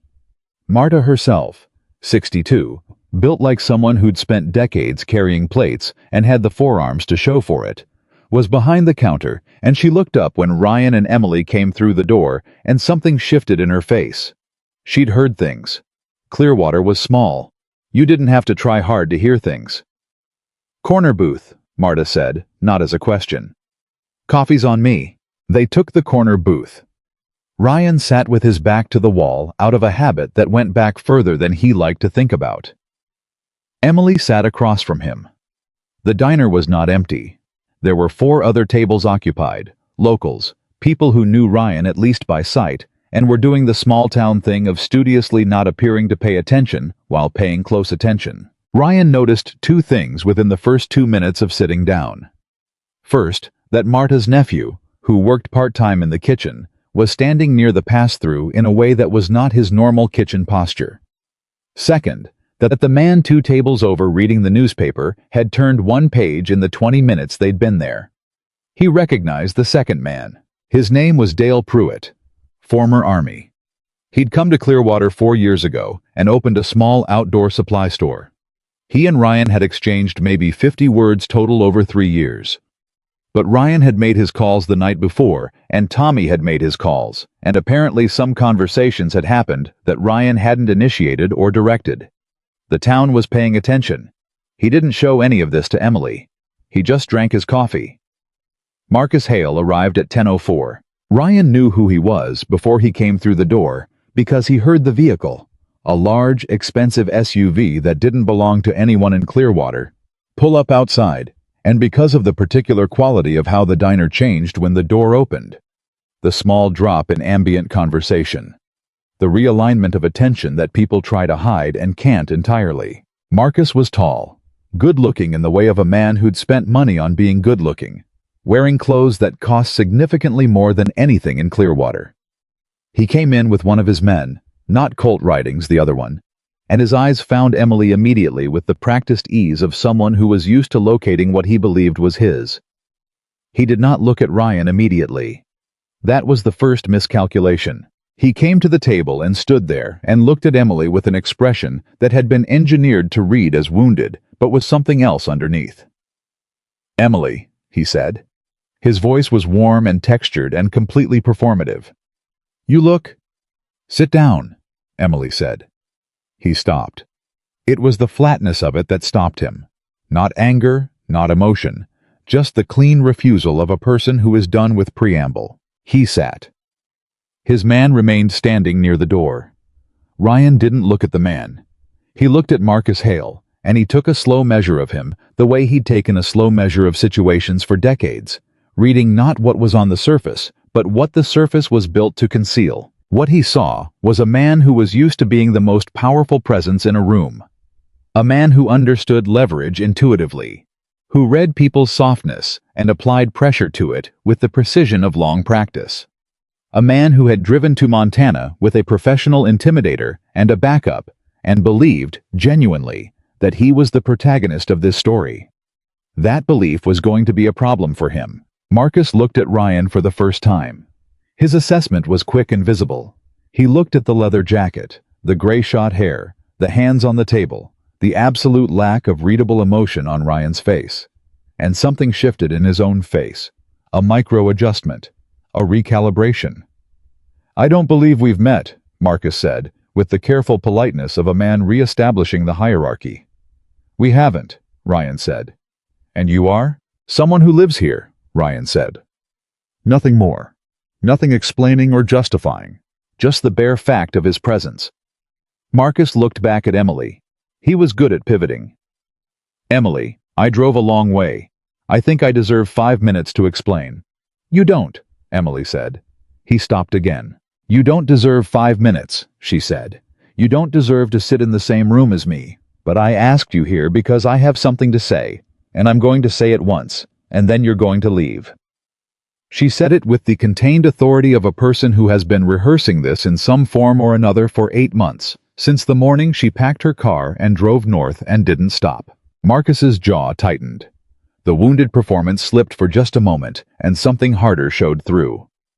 "I came here because I was worried about you," he said. "You left without explaining anything, without giving us a chance to—" "To what?" Emily said. "To have the conversation you didn't want to have for 4 years? You had 1,000 chances to be someone worth staying for. You spent all of them making me feel like staying was the only thing keeping me together." She kept her voice level. Not cold. There was emotion underneath it. She wasn't made of stone. but controlled. I'm not together because I stayed. I'm together because I left. Emily, I'm not finished. She leaned forward slightly. You came here with men. You parked outside my damaged house. You followed me in a grocery store. You told me you'd make this hard. She held his eyes. That's not love. You don't get to call it love. I know what love looks like now. I've had 8 days of it, and it looks nothing like what you're doing. Something moved through Marcus's face at that. Something jagged. He looked at Ryan. 8 days, he said. His voice had changed. The warmth was gone. 8 days and you're already— Don't, Ryan said. Just that. One word, quiet as anything. But the quality of it, the absolute unperformative stillness of it, made Marcus stop mid-sentence with the automatic response of a person whose body has registered something their ego hasn't caught up to yet. The diner was very quiet. Marta, behind the counter, had stopped moving. Dale Pruitt had put down the newspaper. Marcus looked around the room for the first time since he'd sat down. Really looked. And he understood something in that moment. The people in this room were not uninvested bystanders. He was in someone else's town, and every person in this room knew it. He looked back at Ryan. You think you can just— He stopped himself, recalibrated again, tried to find the version of this that let him leave with something intact. I'm not here to cause trouble. I just want Emily to hear me out. She heard you out, Ryan said. She said what she came to say. Now you've heard her out. He paused. That's the meeting. Marcus's composure cracked another degree. This isn't your business. She asked me to be here, Ryan said. That makes it my business. She's known you for 8 days, Marcus said, and the contempt in it was fully visible now. The mask dropped, the real thing showing. 8 days, and you think you know what's best for her? You think you know anything about her? Ryan looked at him. I know she walked 1.5 miles through a blizzard and knocked on a stranger's door rather than call you, Ryan said. I know she had nowhere to go and nobody to call, and she still didn't call you. He let that sit for exactly 1 second. That tells me everything I need to know about what you were to her. The table went completely silent. Emily was looking at Ryan with an expression he didn't have a name for. Marcus's face went through something complicated and unpleasant. The man near the door shifted his weight. Ryan looked at the man near the door. Just looked at him. The man met his gaze for 2 seconds and then looked away. Marcus. Emily's voice drew his attention back. I want you to hear this clearly. I am not coming back. I am not going to have another conversation with you. If you contact me again, if I see your car or your men anywhere near me, I will file a restraining order and I will press every charge available to me, including the one about Colt Ridings, whose record I am now aware of. She paused. And I want you to look around this room and understand that this town knows my name and knows your face, and that whatever you thought this was going to be, it is not that. Marcus stared at her. Something was happening in his face. The collapse of a constructed reality. The specific disorientation of a person who has planned for all the versions of a situation in which they hold power and has arrived at the one version they didn't plan for. He stood up slowly. He looked at Ryan one more time. He was going to say something. Ryan could see it forming, the last bid to establish something, to leave with some territory intact. Don't, Ryan said again. Same word, same quiet, same absolute. Marcus said nothing. He walked to the door. His man moved with him. The door opened, and the cold came in briefly, and then they were gone, and the door swung shut, and the diner let out a collective breath that nobody had realized it was holding. Marta put a fresh pot of coffee on the counter and said, to no one in particular, refills are free this morning. Dale Pruitt picked up his newspaper. Emily sat across from Ryan and she was shaking. Not from fear, the shaking that comes after the adrenaline has made its argument and the body is releasing it. Her hands were trembling slightly on the table, and she looked at them like they belonged to someone else. I'm shaking, she said. Surprised by it. That's normal, Ryan said. I don't feel scared. You were brave, he said. Brave people still shake after. She looked up at him. Her eyes were bright, and there was something in her face that was enormous and unruly and entirely genuine.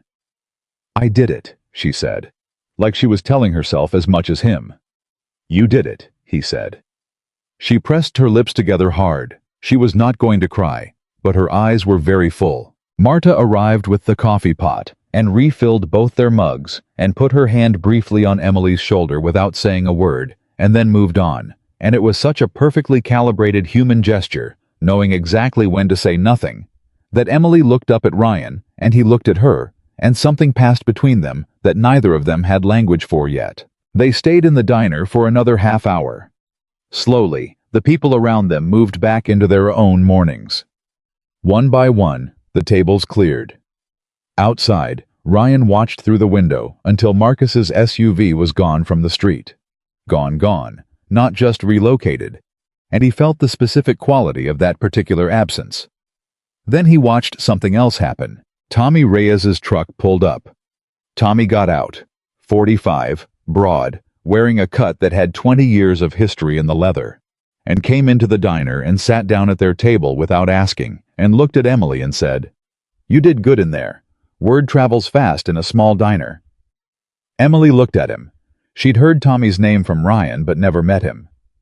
"Tommy Reyes," Tommy said, extending his hand. She shook it. "Emily Whitmore." "I know," he said. "Ryan called me last night. I made some calls of my own." He glanced at Ryan. Dale Pruitt and his brother were across the street when that SUV pulled up this morning, just in case. Ryan looked at him. "I noticed Dale. Figured you would." Tommy looked back at Emily. "For what it's worth, Miss Whitmore, nobody asked anyone to be here today. I put out one call last night and this morning people just—" He shook his head with something that looked like genuine emotion behind the roughness of it. "They just showed up. Because Ryan asked. And because you're one of ours now, as far as this town's concerned." Emily stared at him. "I've been here 8 months," she said. "I barely know anyone." "Doesn't matter," Tommy said. "You know Ryan.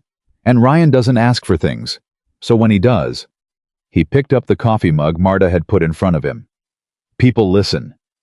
Emily looked at Ryan. I was looking at this table. Something in his face was doing what his face almost never did, which was being completely unguarded. Not because he'd lost control of it, but because in this moment, he didn't want to guard it. He was hearing Tommy say something that he'd spent 3 years telling himself wasn't true anymore. That he had people. That people would move for him. That the loyalty he'd once known hadn't simply evaporated when he drove north with his duffel bag and his guilt. "Ryan?" Emily said softly. He looked up. She just looked at him. The same look she'd given him across the fireplace the first night, but evolved, richer, carrying a week's worth of knowing him. "You're not alone either," she said. He held her gaze. Tommy drank his coffee diplomatically and looked at the wall. Ryan said nothing for a long moment. Then he said very quietly, "I know." And the way he said it, like something loosening, like a joint that's been locked for years, finally releasing, told both of them that he was, perhaps for the first time in 3 years, beginning to actually believe it. They drove back to Ryan's house, and the day was clean and cold, and the sky after the storm was the particular sharp blue of Montana winter that looks like something out of a painting, but feels, when you're in it, entirely real. Emily was quiet in the passenger seat. Not closed-off quiet. Thinking quiet. She had her hands folded in her lap, and she was looking out the window, and he could see her processing the morning, filing it, understanding what it meant. "Your friends came," she said after a while. "They're not—" He stopped himself. "Yes," he said. "They came." "You didn't think they would?" He was quiet for a moment. "I thought they might. I hadn't tested it in a while." 3 years, she said. 3 years, he confirmed. She turned and looked at him. Did it feel different, having them show up? I thought about how to answer that honestly. "It felt like something I'd told myself was gone," he said slowly. "That turned out to just be waiting." She nodded, looked back out the window. "I know that feeling," she said. "I told myself for 8 months that trusting someone was a system error, that my instincts were permanently broken. A pause. You knocked on that door. He glanced at her. You knocked on my door. You know what I mean, she said. He did. He looked back at the road. Yeah, he said. I know what you mean. They pulled in and went inside, and the house received them the way houses do when they've been lived in properly, warmly, with the particular ease of a space that has had people in it who treated it well. Diesel raised his head from the floor and then put it back down, satisfied. Emily stood in the middle of the living room for a moment. I need to call my landlord, she said. Find out the actual timeline for the house. Make a real plan. She was already in practical mode, which he recognized as how she processed large emotional events, by moving toward the next concrete thing. Use my phone, he said. I have mine. Right. He'd forgotten. Things had normalized to the degree that he'd forgotten which things were whose. She made the call. He went to the workshop and stood at the bench and didn't actually work on anything for 20 minutes, just stood there with his hands on the bench and let the morning settle. The call Tommy had made last night. The people who showed up. Dale Pruitt and his brother across the street. Marta's hand on Emily's shoulder. The way the diner had held its breath and then exhaled when Marcus walked out the door. The thing Tommy had said, because you're one of ours now, and the way Emily had looked at Ryan when she said you're not alone either. I thought about what he'd told himself when he came to Clearwater. That he was a man who was hazardous to the people around him. That the kindest thing he could do was be invisible, be contained, be a presence that didn't require anything from anyone and didn't give anyone a reason to stand close enough to get hurt. He thought about what had actually happened in the past 10 days. Emily had knocked on his door in a blizzard, and he had opened it, and the thing that came through was not danger. The thing that came through was a woman who made his soup better and noticed when he was sad and asked the one question no one had asked in 3 years. Is that what you actually wanted, or was it just the safest choice? And who had stood in a diner this morning and said, I know what love looks like now, and it looks nothing like you. He stood at the workbench for another few minutes. Then he went back inside. Emily was off the phone. She was sitting at the kitchen table with a notepad, and she was writing things down. The practical things, the timeline, the steps. She looked up when he came in. 3 weeks, she said. Maybe 4. The contractor can't start the assessment until next week because of the storm backlog, and then it'll be... She looked at her list. They're being straight with me about the time. It's going to be a real rebuild, not a patch job. Ryan sat down across from her.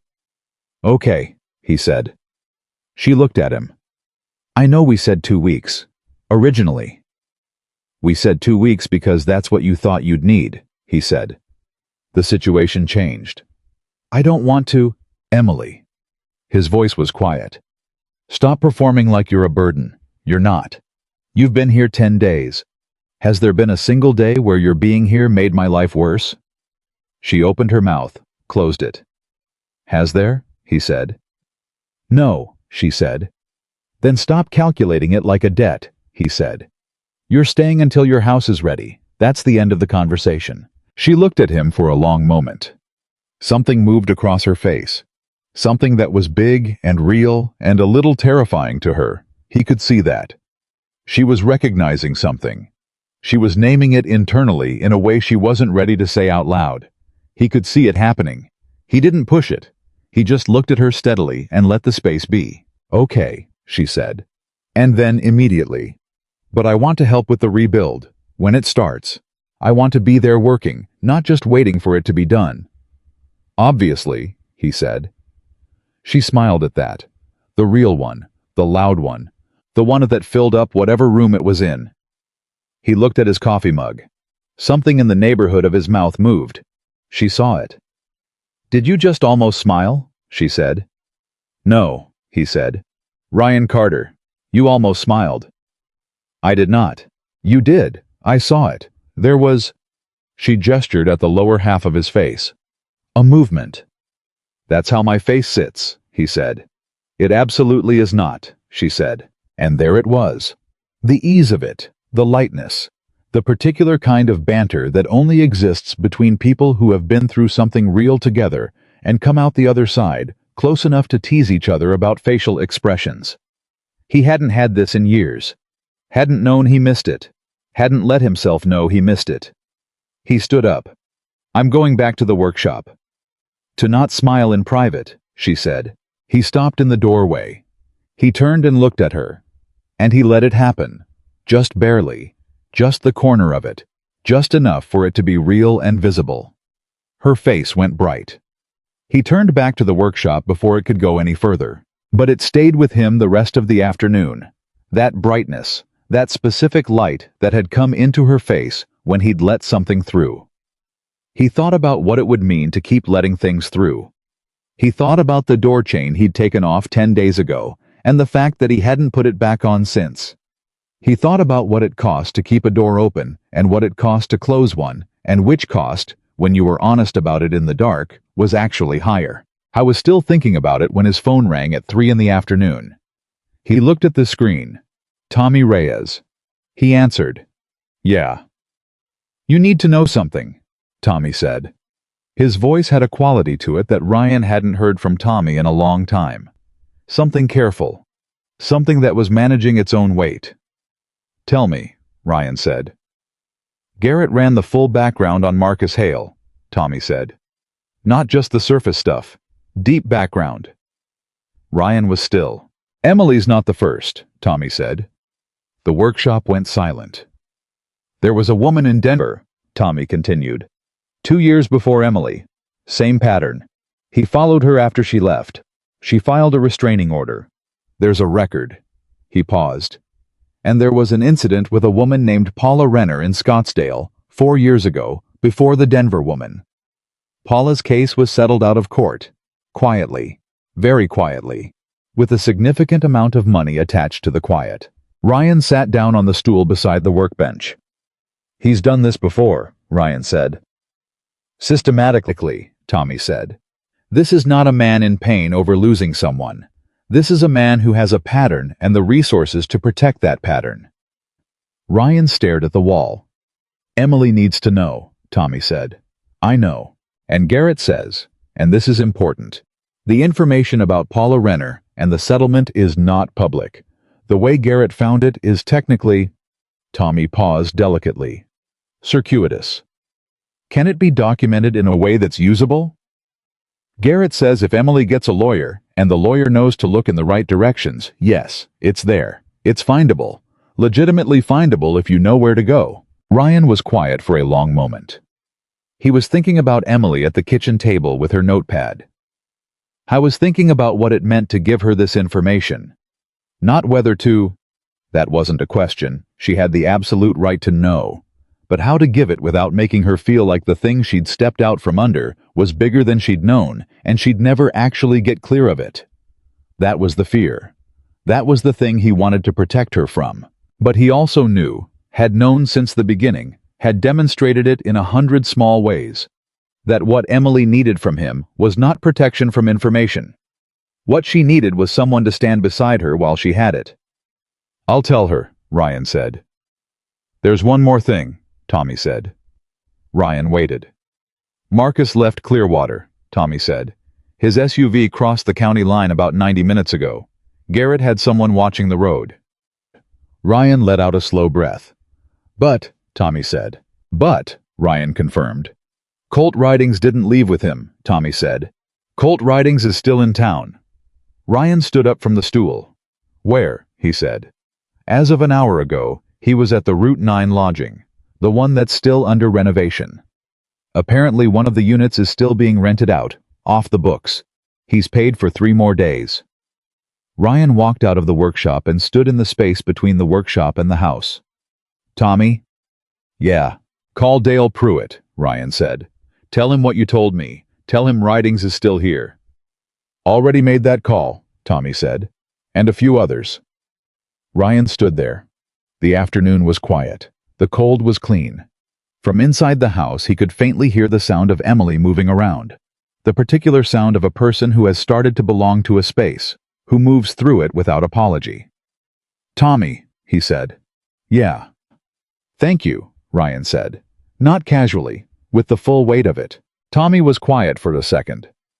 "You'd have done it for any of us," he said. "I would have," Ryan said. He hung up. He stood outside for another minute. He was running the situation. Marcus gone. Writings still present. The pattern Tommy had described. The lawyer question. Emily at the table with her notepad making practical plans. I was not afraid for himself. He had never been particularly afraid for himself. What sat in his chest right now was something different and more difficult. The specific fear of someone who has found something they didn't know they were missing, and can see clearly how fragile it still is. How many things could still reach it? How much there is now to lose? He'd spent 3 years making sure he had nothing to lose. He'd managed it right up until midnight 10 days ago. He went inside. Emily was still at the table, but the notepad was closed, and she was looking out the window at the afternoon.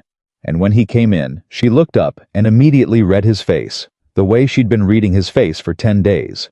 Not perfectly, not with certainty, but with the particular attentiveness of a person who has decided someone is worth paying attention to. What happened? She said. He sat down. He told her. All of it. The previous women, the pattern, Paula Renner, the settlement, the lawyer question, and then Colt Writings still in town. He watched her face move through all of it. She did not cry. She did not panic. She sat very still and absorbed the information with the particular silence of a person who is rearranging a large structure inside themselves. Not destroying it, rearranging it, making room for a new and heavier truth. When he was done, she said, I wasn't the beginning. No, he said. And I might not have been the end, she said. That's the lawyer's job, he said. To make sure you are. She looked at the table. Something was happening in her. Something that was grief and fury and relief in an ugly, complicated mixture. Grief for the version of herself that had spent so long believing the problem was her. Fury at the architecture of what Marcus had built. Relief at finally seeing it for what it actually was. Not a broken relationship between two imperfect people, but a system, a pattern, a machine that had been running long before she walked into it. He did this before me, she said, quietly. And I walked into it without knowing. You couldn't have known, Ryan said. I know. She pressed her fingers flat on the table. I'm not blaming myself. I'm just... She stopped, started again. I'm thinking about the woman in Denver. And Paula. She looked up. Did either of them... Paula's case was settled, which means she spoke up, Ryan said. Which means she got out. Emily nodded slowly. I'm going to call a lawyer, she said. Not as a question. Not even as a statement of intention, really. More like a person planting a flag. I can get you a name, Ryan said. Someone Garrett recommends. Good, and outside of Marcus's network. Yes, she said. Please. He texted Garrett. Garrett responded in 4 minutes with a name and number. Ryan handed his phone across the table, and she took it and looked at the name and the number, and then she set it down and she looked at Ryan. Writings, she said. Still in town. Yes. What does that mean? He looked at her steadily. It means Marcus left, but left someone behind, which means he hasn't fully accepted this morning's message. So what do we do? And there was the we. Unplanned, unannounced, simply there. The natural word that arrived when two people have stopped doing the arithmetic of separation and started operating from the same side. We stay visible, Ryan said. We don't act scared. And we make sure Writings understands, through channels that don't require any of us to do anything that could be used against us, that this town is watching him specifically. And if that's not enough, Ryan looked at her. Then we go back to the lawyer and the police with everything Tommy's found, and we build the largest legitimate wall between you and Marcus Hale that the legal system will allow. He paused. And in the meantime, you don't go anywhere alone, not until Writings leaves. She looked at him. Okay, she said, not frightened, not defeated, not performing bravery she didn't have. Just decided. Settled into the situation with the practicality of a woman who has already run through the worst of it and found that the worst of it, when you're not facing it alone, is something you can actually stand in. She reached across the table. She put her hand over his. She didn't say anything. He looked down at her hand. He looked up at her face. He turned his hand over and held hers. Just for a moment. Long enough to be real. Long enough for both of them to know what it meant and not be afraid of knowing it. Then she pulled her hand back and picked up his phone and dialed the lawyer's number, and he stood up and went back to the kitchen to start dinner, and the house held them both in the particular warmth of something that has been decided, something that has been named in the quiet way that is deeper and more lasting than being said out loud. Outside, the Montana winter sat clean and cold and enormous around the house. And in the house, two broken people who had spent years becoming experts at being alone were discovering, with the slow and complicated joy of it, that they had been wrong about what they were made for. Colt Ridings left Clearwater on a Wednesday morning. Ryan knew before Emily woke up because Tommy had texted him at 6:47. 3 words, same as before. He's gone. Confirmed. Ryan stood in the kitchen with his coffee and read the message twice and felt something in his chest release that he hadn't realized had been locked since Sunday. He'd been sleeping lighter than usual, which for Ryan Carter meant barely at all. He'd been running the angles every night.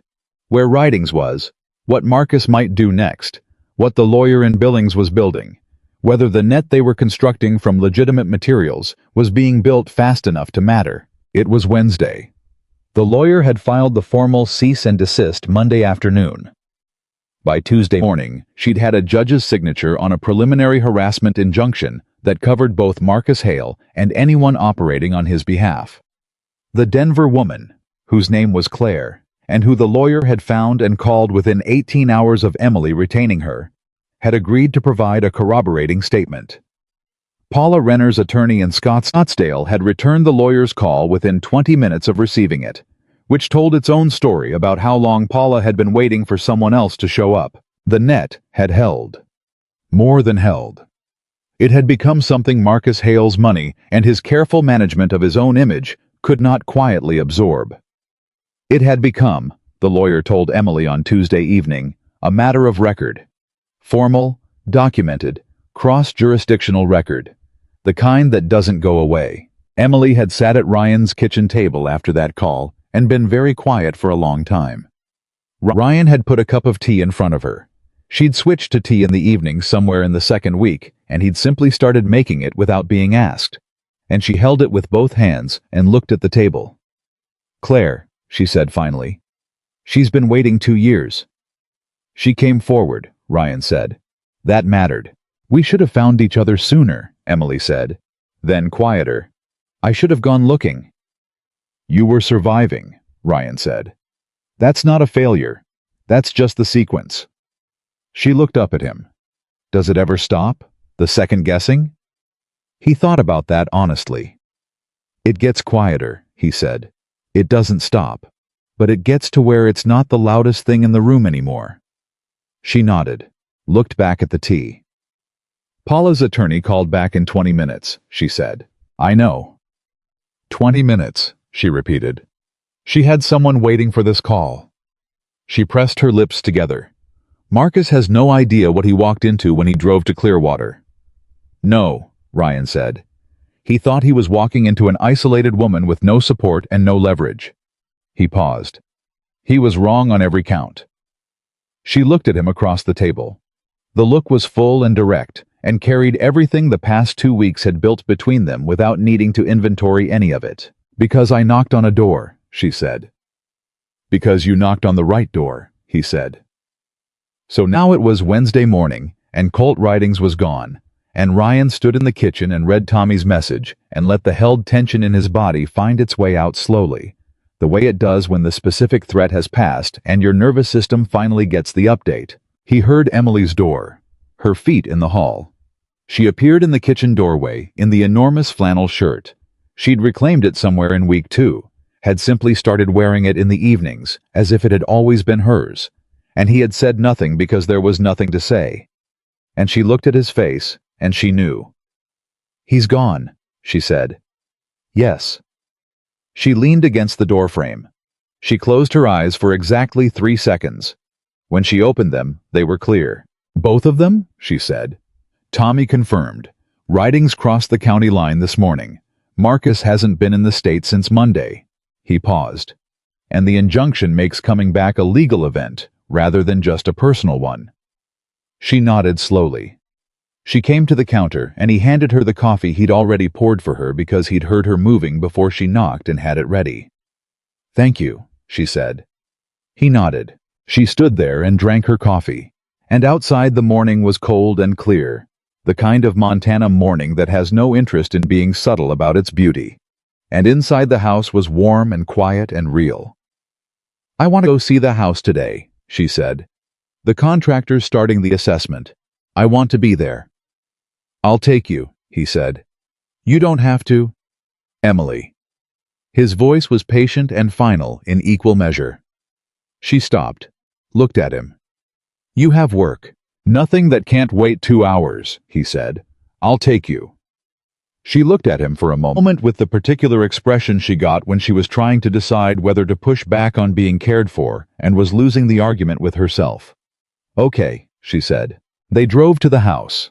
The contractor, a man named Phil Hartley, who had been doing structural work in Clearwater for 25 years and had the reputation of someone who told you the truth about what he found, even when you didn't want to hear it, was already there when they arrived, walking the perimeter with a clipboard, stopping to press on walls and make notes. He greeted Ryan with the nod of two men who knew each other in the practical way of a small town, and turned to Emily with the straightforward respect of a man who understood he was talking to the person whose home this was. "The frame damage is significant," he said, without softening it. "But it's fixable. The corner post needs to come out and be fully replaced, and the section of exterior wall is a real rebuild, not a patch. But the foundation is solid. The rest of the structure is sound." He looked at Emily directly. "This is a good house. It's worth doing right." Emily looked at the wall. She pressed her hand flat against the undamaged section beside the damage, the gesture of a person making contact with something they've claimed. "Do it right," she said. 4 weeks, Phil said. "Maybe 3.5 if the weather cooperates." 4 weeks is fine, Emily said. "Do it right." Phil nodded and went back to his clipboard, and Ryan stood beside Emily while she looked at the house. He wasn't looking at the house. He was watching her look at it. The set of her jaw, the way she was standing, the thing in her posture that was entirely different from the woman who had stood in this same spot 2 weeks ago and done the arithmetic of disaster. She was not doing disaster arithmetic right now. She was doing something else. She was doing the arithmetic of return. "It's going to be good," she said. Half to him, half to herself. "Yes," he said.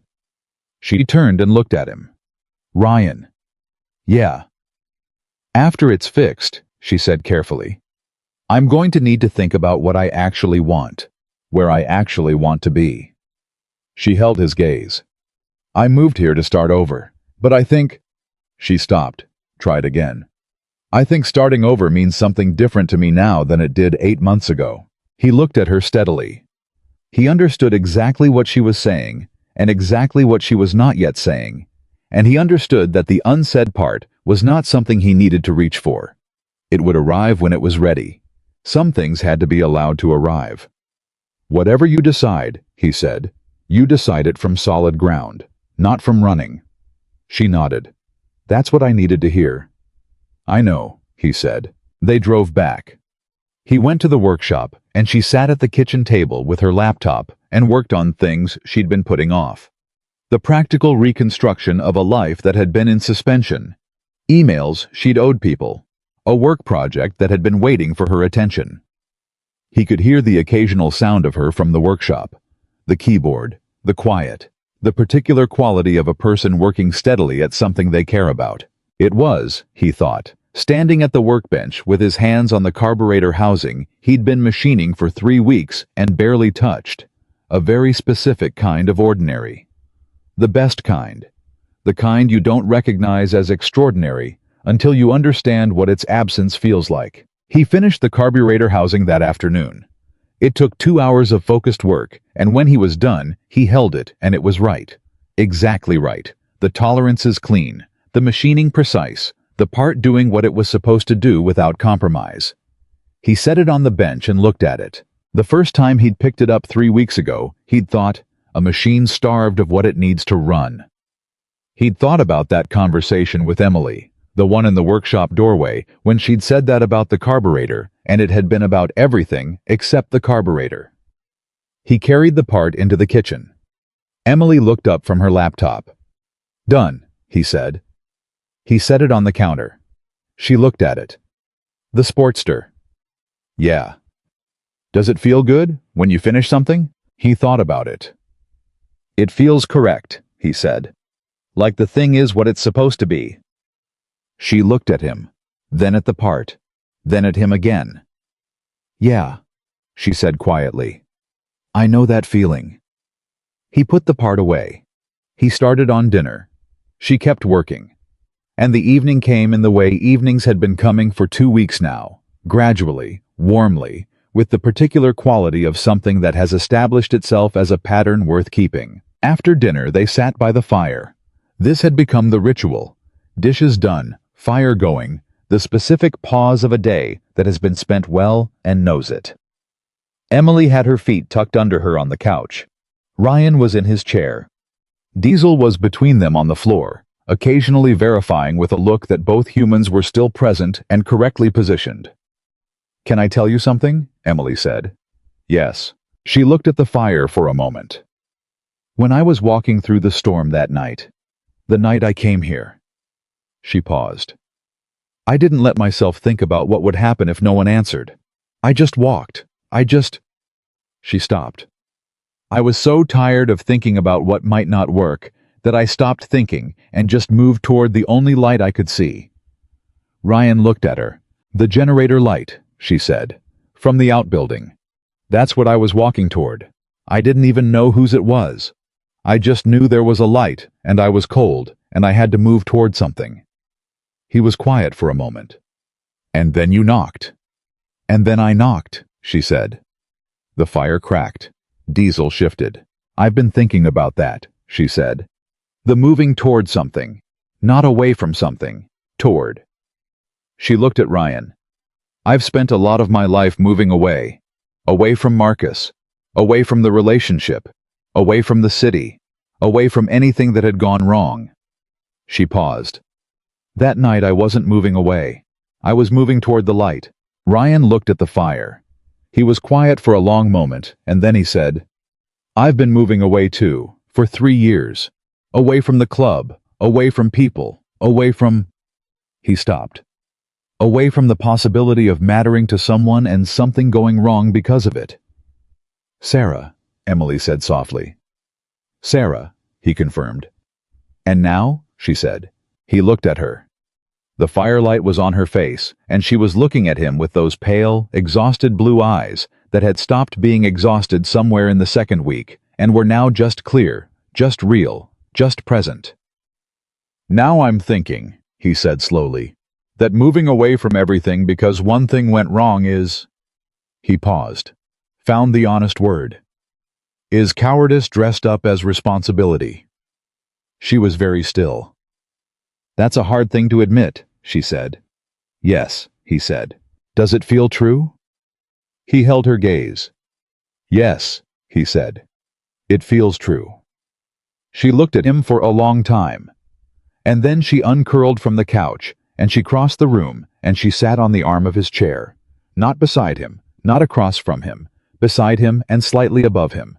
A position of ease and familiarity, and the unself-conscious closeness of two people who have stopped calculating the distance between themselves. She looked at the fire. He looked at the fire. "I'm not leaving Clearwater," she said. He turned his head and looked at her. She didn't look back at him. She kept her eyes on the fire. "When the house is fixed, I'm staying." She paused. "Not because of you. I want to be clear about that. Not only because of you. Because of Marta.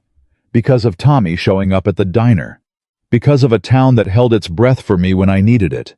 Because—" She stopped. "Because this place is the first place in a long time that felt like somewhere I could be all of myself without having to manage it." She turned and looked at him then. "But also," she said, "because of you." He looked at her. "Okay," he said. This time it was him saying it. This time it landed the way all those okays had landed between them. Not small, not simple. Enormous in its quietness. Entire. She smiled. Not the loud one this time. Something smaller and more interior. The smile of someone who is exactly where they're supposed to be and knows it. She looked back at the fire. He looked back at the fire. Neither of them moved for a long time, and neither of them needed to. 3 weeks later, Phil Hartley's crew finished the north wall of Emily's house on a Friday afternoon. Ryan drove her over to see it. She walked through the front door and went straight to the rebuilt section and put her hand flat against the new wall. The same gesture she'd made 3 weeks ago against the damaged one. And this time her hand was on something solid. Something that had been broken and was now, genuinely, fixed. Not patched. Fixed. She stood there with her hand on the wall for a long moment. Ryan stood in the doorway and watched. She turned around. "It's good," she said. "Phil does good work," Ryan said. She walked through the rooms. She touched things as she went. The door frames, the counter, the window latch in the bedroom, reacquainting herself with the spaces that were hers. He followed at a distance that was respectful and present both, the particular distance of a person who understands that this moment belongs to her, and also that belonging to her doesn't require his absence. She came back to the main room. She stood in the middle of it. "I need furniture," she said. "I need a couch. The old one was destroyed." "There's a place in Billings," Ryan said. "Would you come?" she said. "Help me pick something." He looked at her. "You want my opinion on furniture?" "I want your company," she said simply. "The furniture is secondary." He held her gaze for a moment. "Saturday," he said. "Saturday," she agreed. She took one more slow look around the room. Then she picked up her bag from where she'd set it by the door, and she walked out, and he walked out behind her, and she pulled the door shut firmly. Not with finality, but with the confidence of someone who knows they are coming back. They drove back to Ryan's house. She didn't take her things out of the spare room that day. Or the next. She had the house back, technically, and Phil had made it sound and solid and everything it needed to be. But she stayed in Ryan's spare room through Friday, and through Saturday's drive to Billings, where she picked out a couch. A good one, deep and solid, the kind built for actual use rather than appearance. And through Sunday, when she and Ryan drove back to the house together and carried things in, and she started the process of reinstalling her life in its proper place. Ryan helped. He moved furniture and hung a curtain rod and fixed the kitchen drawer that had been sticking since before the storm. He did it without announcing any of it, just noticed what needed doing and did it, and she worked alongside him, and they talked and didn't talk, and the day went the way good days go, too fast in the feeling of it, and exactly long enough in the fact of it. At around 5 in the afternoon, Emily stood in the middle of her restored living room and looked around at it. The new couch, the repaired walls, the light coming through the window she'd cleaned that morning, the small order of a space that had been chaos and was now itself again. Ryan was in the kitchen, had gone to fill a glass of water. He came back and stopped in the doorway and looked at her standing there. "How does it feel?" he said. She turned and looked at him. "Like mine," she said. "For the first time since I moved here, it actually feels like mine." She paused. "I wasn't ready for it before. I moved in, and I was still carrying everything from before. I couldn't settle." She looked around the room. "Now I'm settled." He nodded. "Ryan," she said. He looked at her. "Come to dinner next Friday," she said. "Here, I'll cook." He looked at her steadily. "I know," she said. "I know you know you're welcome here whenever. I know we're—" She gestured at the space between them, the weeks, the kitchen, and the soup, and the diner, and the hand over his on the table, and all the rest of it. "I know all of that.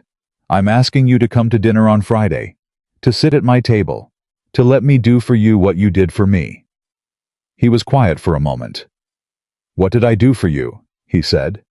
Not falsely modest, genuinely asking. She looked at him with the clear, direct gaze that had been reading him accurately since the second day.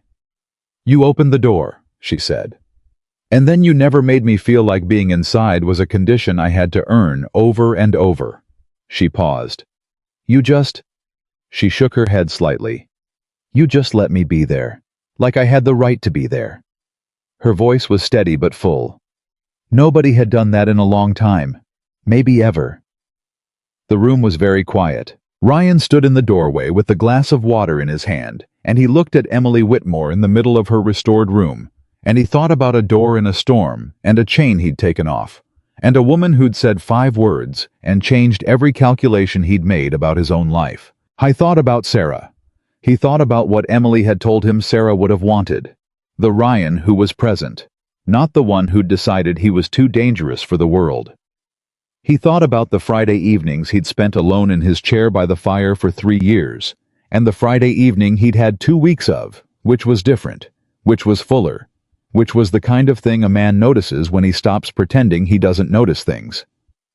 Friday, he said. She smiled. The loud one. The real one. He looked at her smiling, and something in his face did the thing it almost never did, fully this time, unmistakably. She saw it, and she didn't say anything about it. She just held it, the way you hold something you've been waiting for, without knowing you were waiting. He drove home as the sun went down over the mountains, and the cold came back in the way Montana cold comes back. Absolute and beautiful and entirely indifferent to human feelings, which somehow makes the human feelings feel more real by contrast. He walked into his house. Diesel met him at the door. The house was quiet in the way it had always been quiet, which was to say, it was quiet, just quiet, nothing more and nothing less. But something was different. He stood in the middle of his living room, the room where he'd opened the door 3 weeks ago to a woman with shaking hands and 5 words. And he understood what was different. The quiet was no longer a wall. It was just quiet. The space that had been empty for 3 years hadn't been filled in, hadn't been rearranged into something it wasn't, hadn't been made over into a different kind of life.